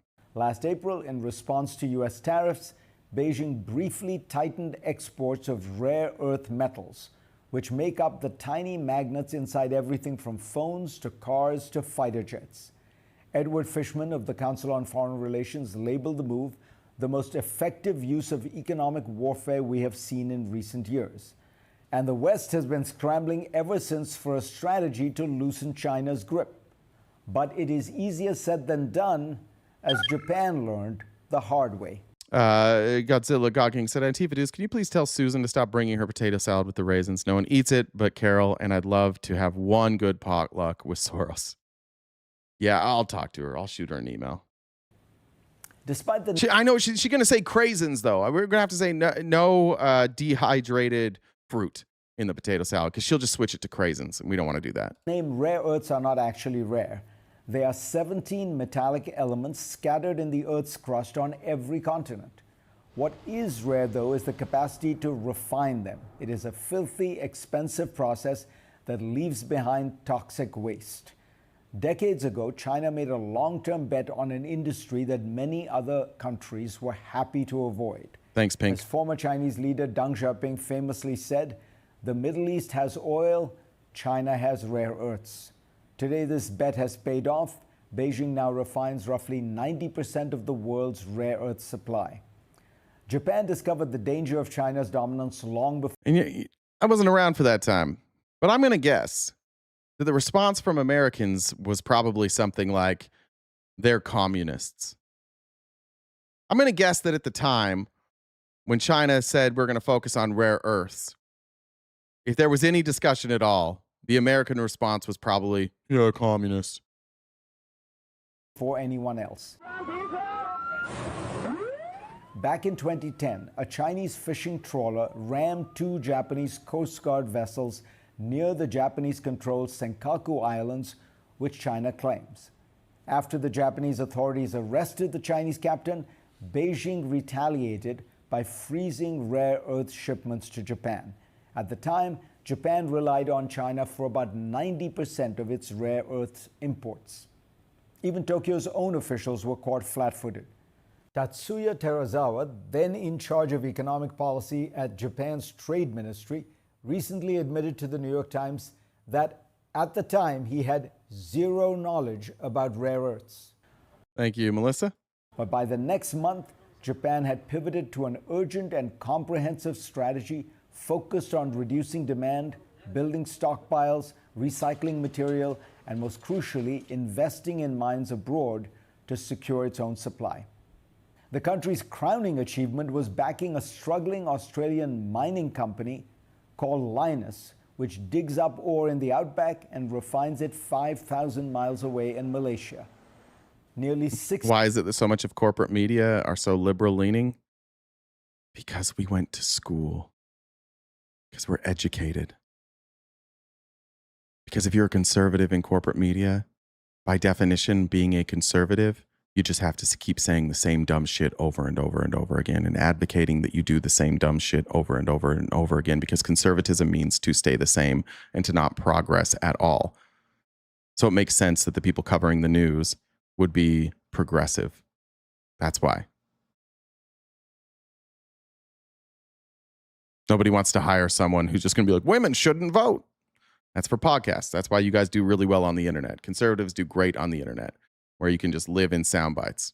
16 years on, Japan's approach has led to... Could it be that America was founded on liberalism? Don't do that. That's going to blow. That's going to fuck them up. Don't say it. Don't say that. But slow results. It has cut its overall rare earth consumption in half, but it still relies on China for between 60 and 70% of its rare earth usage. While down from 90%, that is still a very high level of dependence. Thank you, Malika. But it meant that when China restricted exports again this year, after a diplomatic spat over Taiwan, Japan was much better prepared. It released stockpiles and it could use its supplies from Lynas, the miner it rescued 15 years earlier, which has now become the biggest rare earth producer outside of China. So what can you see the United States struggling? They recognize this. Like, we're wholly dependent on China now for all of our emerging technologies. That's why you consistently hear Donald Trump talk about like places that we need to invade and take over, because we were short-sighted. Americans got real fucking arrogant. We stopped really being innovative at all. Now here we are, behind the eight ball and trying to figure out some way that we're going to catch up with China or match the production of China. That's going to be a problem. Yes, this is the Islamic Republic of Japan that we're talking about. The West learned from Japan. The first lesson is patience. President Trump has declared it would take about a year for the U.S. to secure enough rare earth supplies. That statement is totally divorced from reality. Gracelyn Bhaskaran and Meredith Schwartz of the Center for Strategic and International Studies write that Japan has put itself on permanent alert for more than a decade and pushed its new agenda forward aggressively.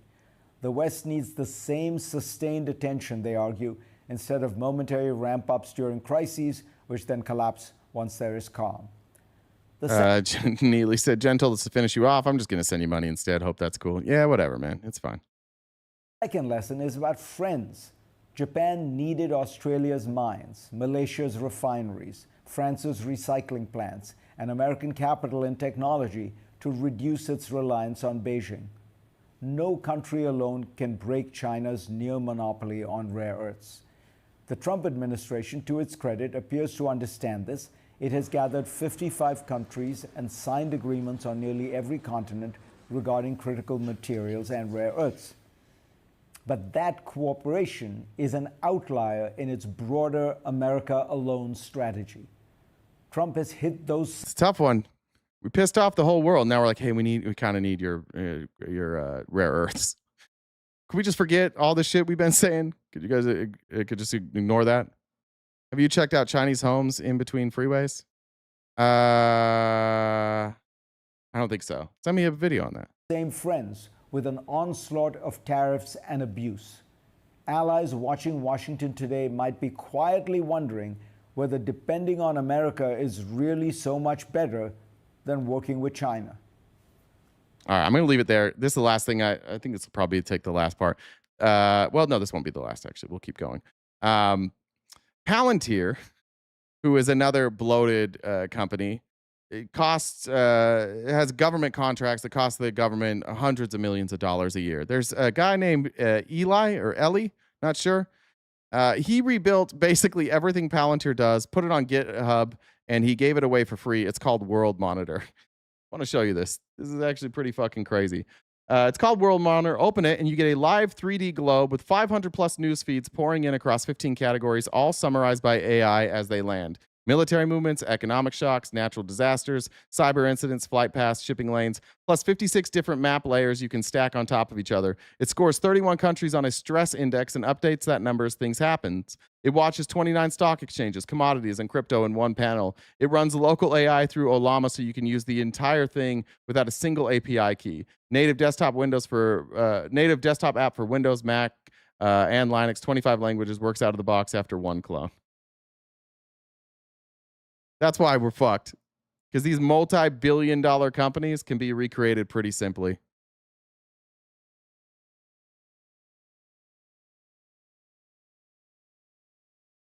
That's crazy, right? Now I think maybe we're starting to figure out why Alex Karp has been freaking the fuck out on social media over and over every time Palantir is criticized. As all over the UK or all over Europe, they're dropping Palantir. They don't trust Palantir. Isn't that crazy? Linux, what did I say? Did I say Linux? Linux? I thought I said Linux. What did I say? Pretty cool though, huh? This is what you guys were shitting on China for. China just steals our ideas and does them cheaper. Well, that's probably a good idea. Isn't that what Apple did? That's basically all Apple does. There's in golf, Titleist does this. They do it really well. They're kind of like the gold standard. They're never innovative. They're always a year or two behind. But when they put out their product, it's great. This is called World Monitor. World Monitor. Pretty cool, huh? All right. What's a show if we don't have Thom Tillis twice? I think we might have shown this, but I'm going to show it again. This made me so happy. This is Thom Tillis, who is completely out of fucks to give, wearing his best bow ties as his days in Congress are numbered. And here he is with Satan himself, Russell Vought, and just asking, like, could you tell me one fucking good thing that Doge did? And we'll ask the chat the same thing. Give us one, like, can you show us? Can you track what Doge did that made things better? And when is that check come? When is that Doge check showing up? Give me the best example of what you thought was an exquisite realization of value that came through cuts that worked their way through the Doge office. Well, I do believe that the reductions in force as a tool. Which specific one? In general. Yeah, but I want to get specific. Which specific one? In general? Uh-oh. Russell Vought might not know. By the way, he's the author of Project 2025. He talks a lot about fiscal conservancy. He talks a lot about removing bloat. It is becoming painfully obvious that he is in way over his head. He doesn't seem to understand virtually anything he's doing except for white, like Christian nationalism. You and I have different backgrounds. Mine was in enterprise implementation. I did this for a living. And so I don't want to word salad. Polo tie. Well, it's not word salad, Senator. CFPB, I'm trying to do a reduction in force. But I'm just asking you across the Karen. board. Give me one best, because here's what I'm asking for. The Doge office has been quiesced, okay? But there were a lot of claims of billions and billions of dollars in savings. I simply want to know where you booked them and where I can see it. I didn't When he says booked them, he's obviously just talking about like the budget, right? Here's the savings. Here's where we booked the savings. Here's how this appears against our budget.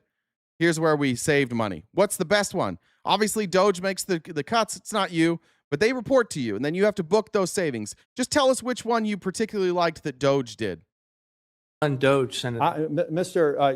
You are OMB, right? I am, but I am not Doge. You do track to me, and when I worked in business and we had to implement efficiency, we got engaged to come in, do activity-based. Thanks, Chris. At Antifa Dues and a pat on the back. Appreciate that. Accounting, whatever was necessary to identify the efficiencies.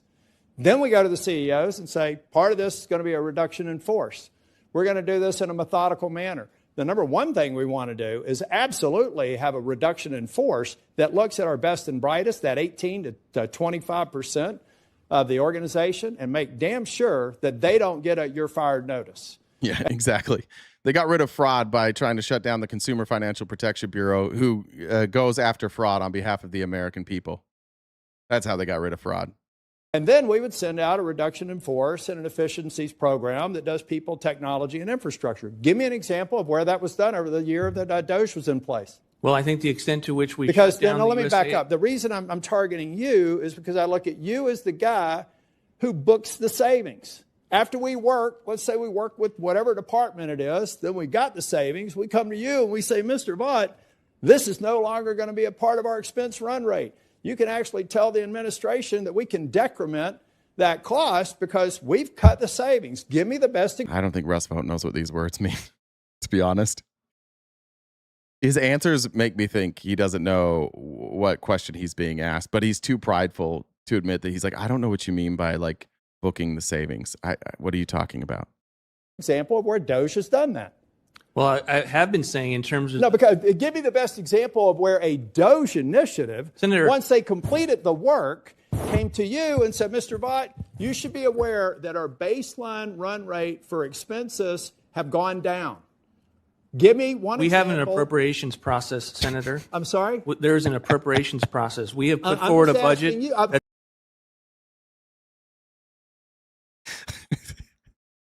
just want to be clear. Appropriations is like how you're deciding to spend the money.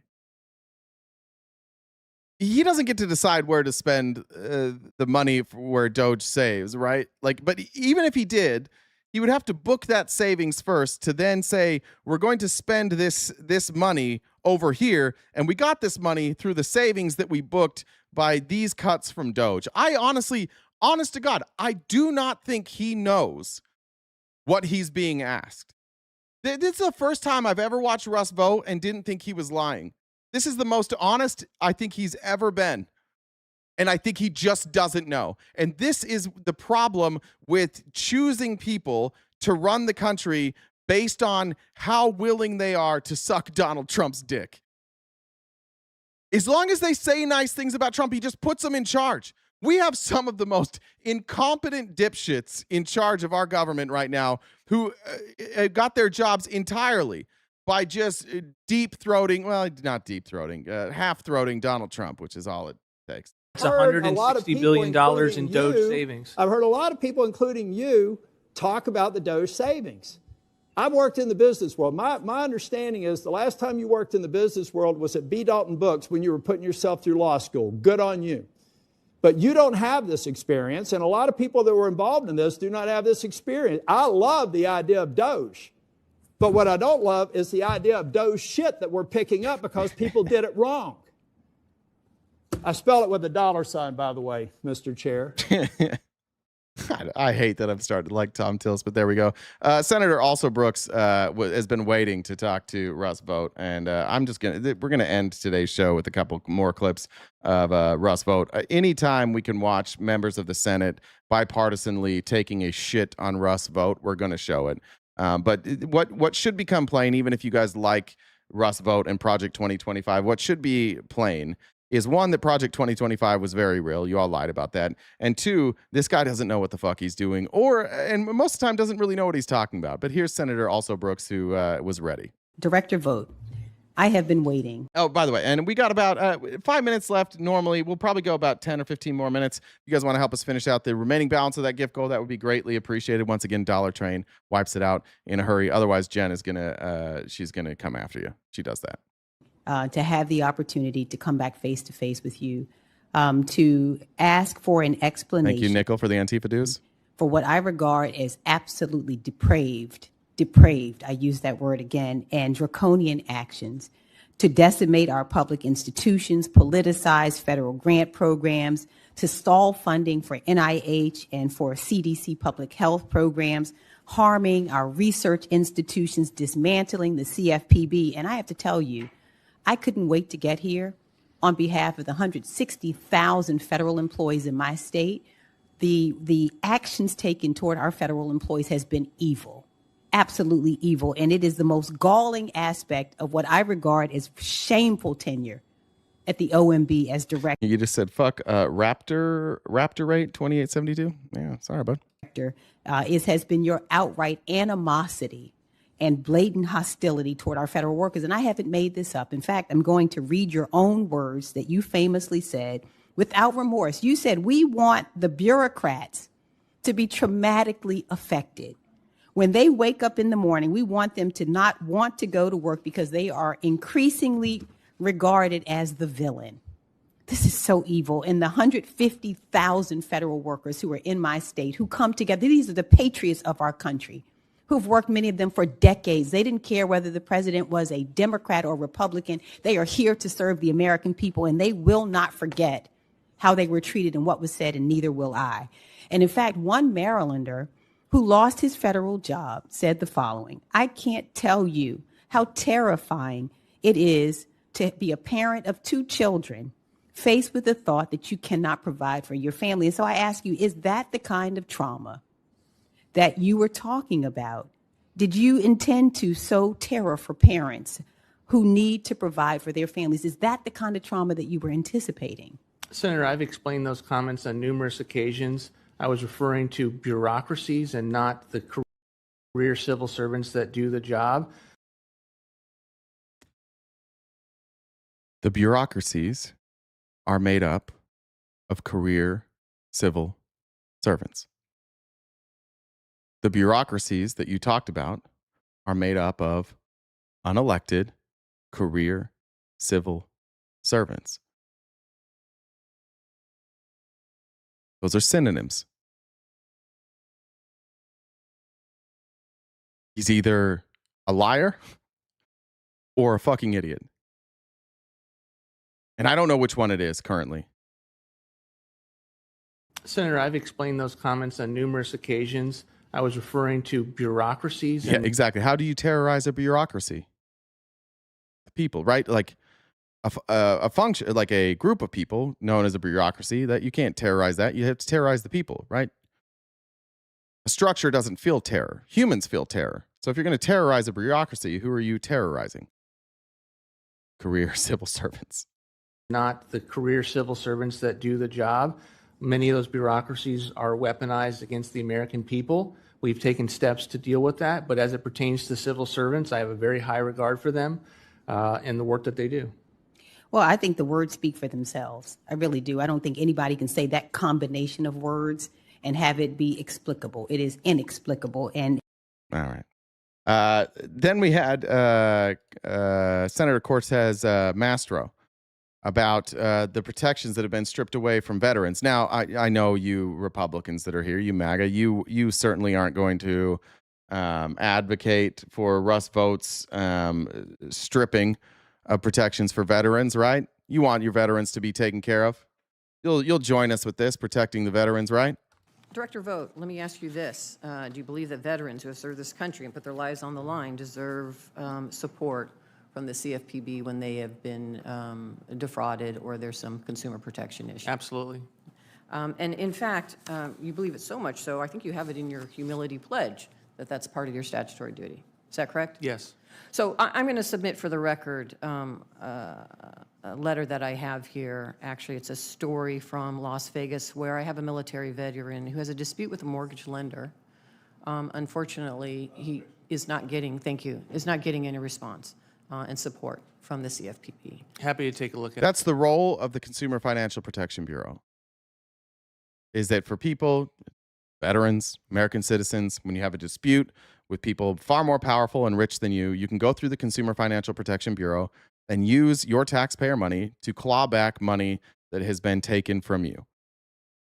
And this administration, at the coaxing of Elon Musk and Mark Andreessen and Peter Thiel and Mark Zuckerberg, gutted the Consumer Financial Protection Bureau. And they did this. And this is one of the interesting parts about Maggie Haberman and Jonathan, fucking whatever his last name is. I forget his name every day.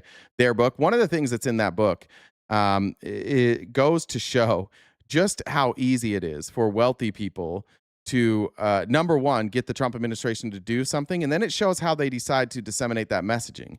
So all the conservatives needed to hate the Consumer Financial Protection Bureau, which they knew nothing about, was to watch Mark Zuckerberg, billionaire, Mark Andreessen, billionaire, J.D. Vance, billionaire sock puppet, and I don't know if anybody else talked about the Consumer Financial Protection Bureau on there, and Elon Musk go on Joe Rogan and lie and say that the Consumer Financial Protection Bureau debanks conservatives just because they don't like conservatives, and that this is Elizabeth Warren's agency and they just pick and choose who to debank.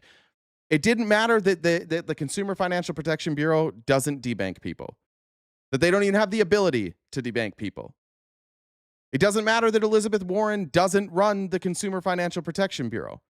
All you needed to turn on the Consumer Financial Protection Bureau was to hear a couple of billionaires who don't like the Consumer Financial Protection Bureau because they hold them accountable for ripping people off. Elon Musk, at the time, I want to say, had like 138 complaints.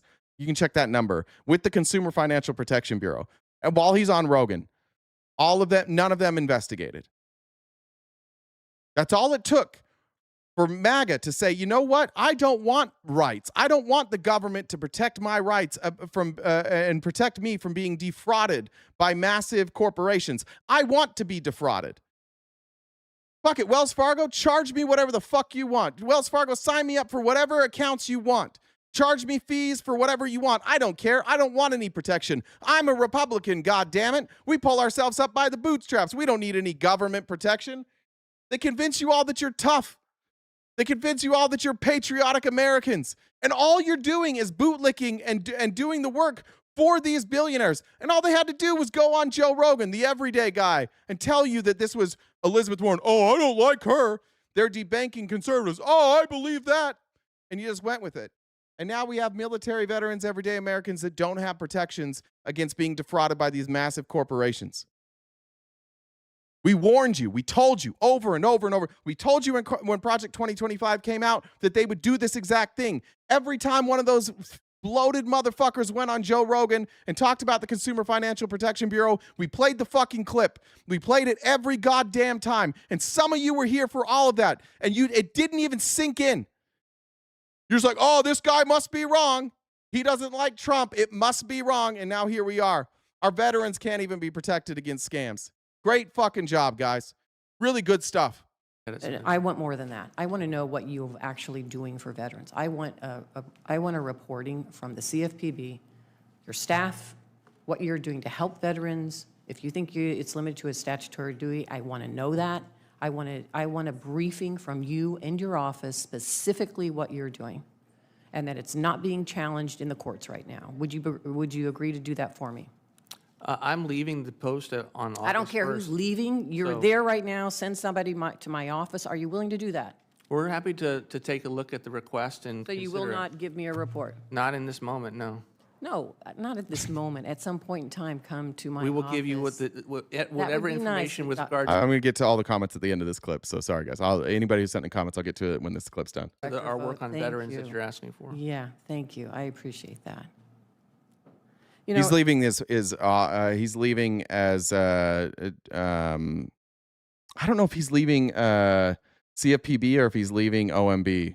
I'm not sure. I need to find out. It is not lost on me in your opening that you talk about how the CFPB has been weaponized and that it is not following the law, and it is... Okay, so it looks like he's staying on as director of OMB, but he's not going to be the acting director of the CFPB anymore. Out of control, because that is exactly what you're doing with the OMB. Since you've been there, as the director of OMB, you have defunded programs and whole agencies Congress authorized and appropriated funds. Even though you're in your statement, you recognize we are the appropriators. Thank you very much for recognizing that. You have delayed and denied funding for programs Congress supported. That's a bureaucracy. Congress appropriates the money. Russ Vought, this slimy fuck, decides to do whatever the fuck he wants with the money. You want to talk about a bureaucracy, unelected bureaucracies weaponized against the American people? How about this guy? How about this guy who was unelected, who tells Congress all day and every day, I get to decide where the money goes? That's what you guys like? That's what you voted for, right? That was Project 2025 we warned you against. They rail against unelected bureaucrats while unironically floating unitary executive theory, which basically says if you work in the executive branch, you can tell Congress to go fuck themselves and you get to decide where the money goes. That's what you wanted? You wanted no representation? You wanted this guy just to make the decisions for you? Yeah, we don't care about our votes. Those people we send to Congress that are elected, we don't care about them. We just want Russ Vought to make all the decisions for us. With law and money, you have supported the firing commissioners and staff of multiple federal agencies. You think this should be a bipartisan commission, but you support eliminating all the Democrats that are on commissions on all these federal agencies. Experienced and qualified people who had responsibility to solve problems for the American people and enhance our standing in the world. Not only are prices higher because of the work that you have done in this administration with the president, the world is more dangerous. Let me ask you this. You've been asked about the Housing Trust Fund. We have just passed a bipartisan, bicameral housing trust fund, housing fund to address the housing needs in this country. Your boss didn't support it. Are you committed to sending the funds there when we appropriate those funds based on the bipartisan, bicameral law that we have passed when it comes to housing and the road to 2040? Let me just say this to you. FPM, I'm trying to listen to opinions different than my own, and I've only been called names, which hasn't convinced me at all of your point of view. I've never called you a name. I don't know if you're talking to me or not. But if somebody calling you names means that you're not going to listen to the point of view anymore, that's kind of on you. If you can't see what Russ Vought is doing right now, if this isn't convincing for you, then nothing will be. And it's hard to take you seriously when you're like, I'm looking at opposing points of view. This man is the anti-bureaucracy guy who, unironically, is the most bureaucratic bureaucracy stooge that this government has ever seen. Like, if you can't understand that, then I don't know what to tell you. I'm sorry that bad words or names are offending you and clouding your judgment here. But if you can't see that this unelected bureaucrat is a rogue agent picking and choosing winners and losers, and the losers seem to be everyday Americans who don't have the money to fight against corporations, then I don't know what to tell you. I think maybe you're too sensitive. Century housing bill. Senator, we have every intention of... I've got alligator skin. Well, then don't talk about people calling you names then, Mr. Alligator. Address this, because your alligator skin sure sound like you sound a little whiny to me. You're not. You guys are calling me names. I haven't called you a name for the record at all. I just noticed you. But that's what you complained about. I'm not being convinced because I'm being called names. Oh, you seem sensitive. No, I'm not sensitive. I've got alligator skin. I don't know about that. Address the argument I'm making then, instead of talking about your feelings. Questioning all funds that have been appropriated. Without any politics, without any type of DEI or wokeism invoked into that? We're going to make sure that it's spent based on the priorities of this administration, but we're going to do everything we can to get the money out the door. Well, let me just say this to you, because based on your priorities, and I say this truly, you're putting us in more danger. Let me just put it. I'm just saying, address this, FPVM. Address this. Stop talking about how people call names. God, you don't sound like you have alligator skin. This is like some kind of some bitch shit. Address this. Address this man not issuing congressionally appropriated funds to the places that they need to go, which in this case are protecting a veteran from being scammed. Address this. Stop talking about your feelings, alligator skin. Somebody said your alligator skin seems to be accompanied by crocodile tears. That's hard to disagree with right now. Address this then. Let me put a point on this. HIDTA, which is the high-intensity drug trafficking areas that I have worked with as a former Attorney General, there are programs across the country. They're bipartisan support for them. They disrupt drug trafficking organizations. They combat the ongoing fentanyl crisis that your boss talks about all the time. They protect our communities from drug addiction, overdoses, and crime. Your office decided it was time to delay funding. Here's the crash out. Now you're just talking about anything but this. Address this. I'm going to talk about anything but this. Now you're talking about ICE, minorities. Good Lord, dude. This crash out is tough. What do you think 18-year-old, like high school senior you, looks what you're doing right now? What are you doing now? I don't know how old you are. Let's say that you're 35.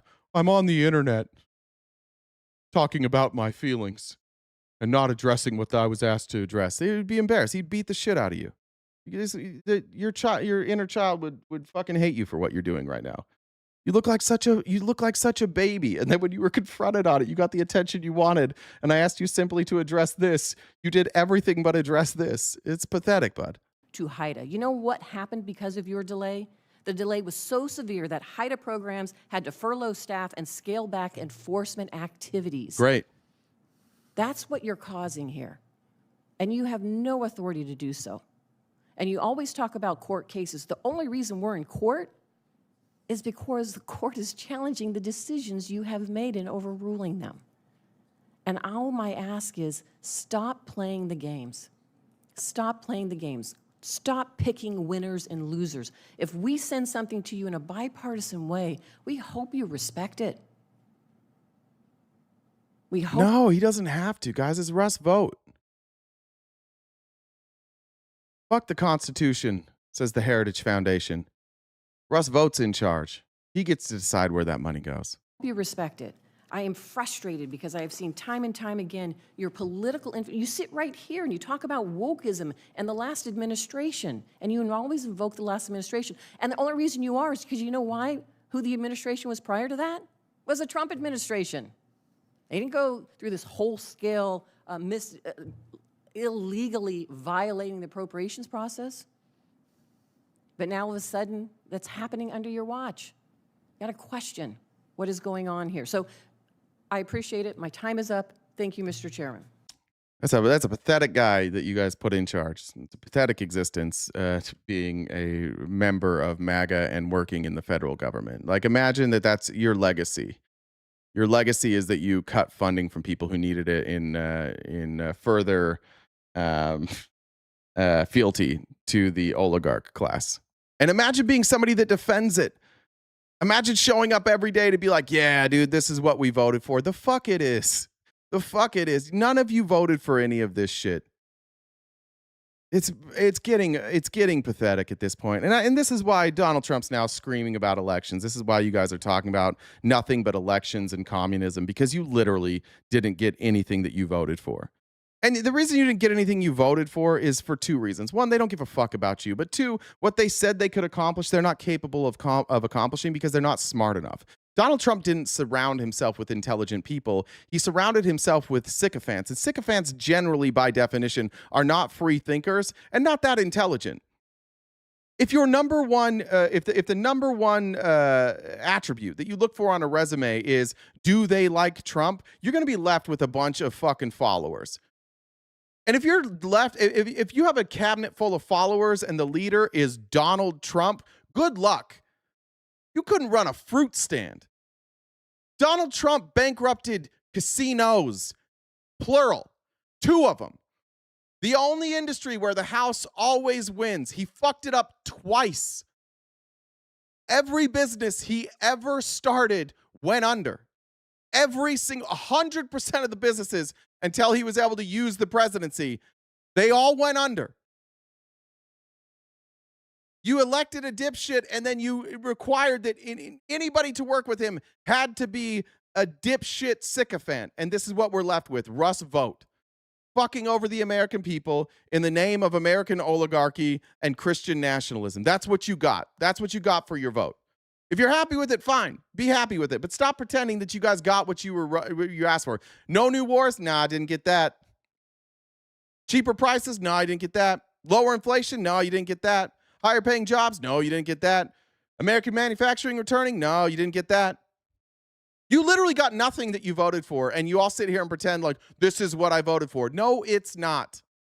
You're lying through your fucking teeth. You all told us Project 2025 was bullshit. Now you're up here like, I voted for this. No, you didn't. You didn't read it. We did. We brought it up to you. You only said it was bullshit because you were told to say it was bullshit. And now that it's clear that it wasn't bullshit, you're being told to say you supported it the whole time. So now you're saying you supported it the whole time. But still, not a goddamn one of you has opened it up. Not one of you has read Project 2025. If you did, you might recognize it was fascism, except for I don't think you know what fascism is. So you just be like, oh, this seems good. I don't think you understand how the government functions. I think if I had each of you MAGA here one-on-one and I asked you what appropriations were, I don't think one of you could tell me what an appropriation was. If I asked you what CFPB stood for, I don't think any of you could tell me. If I asked you what OMB stood for, I don't think you could tell me. I think mostly what you could tell me is a bunch of catchphrases that Trump tells you to repeat. And that's what sucks. That's what really sucks, is that we are stuck with this incompetent dipshit government who is just literally only doing stuff for the billionaire class. And we have to deal with it for hopefully in the midterms there's some change, but at least until 2028. And you guys are like, yeah, deal with it. Okay. Like, that's the flex? Yeah, deal with this higher inflation. Deal with not being able to buy a house. Deal with an economy that's built on 6 overinflated companies. Deal with small businesses drying up. Deal with American farmers filing for bankruptcy at record rates. Deal with it. You just hate Trump. Yeah, we hate Trump.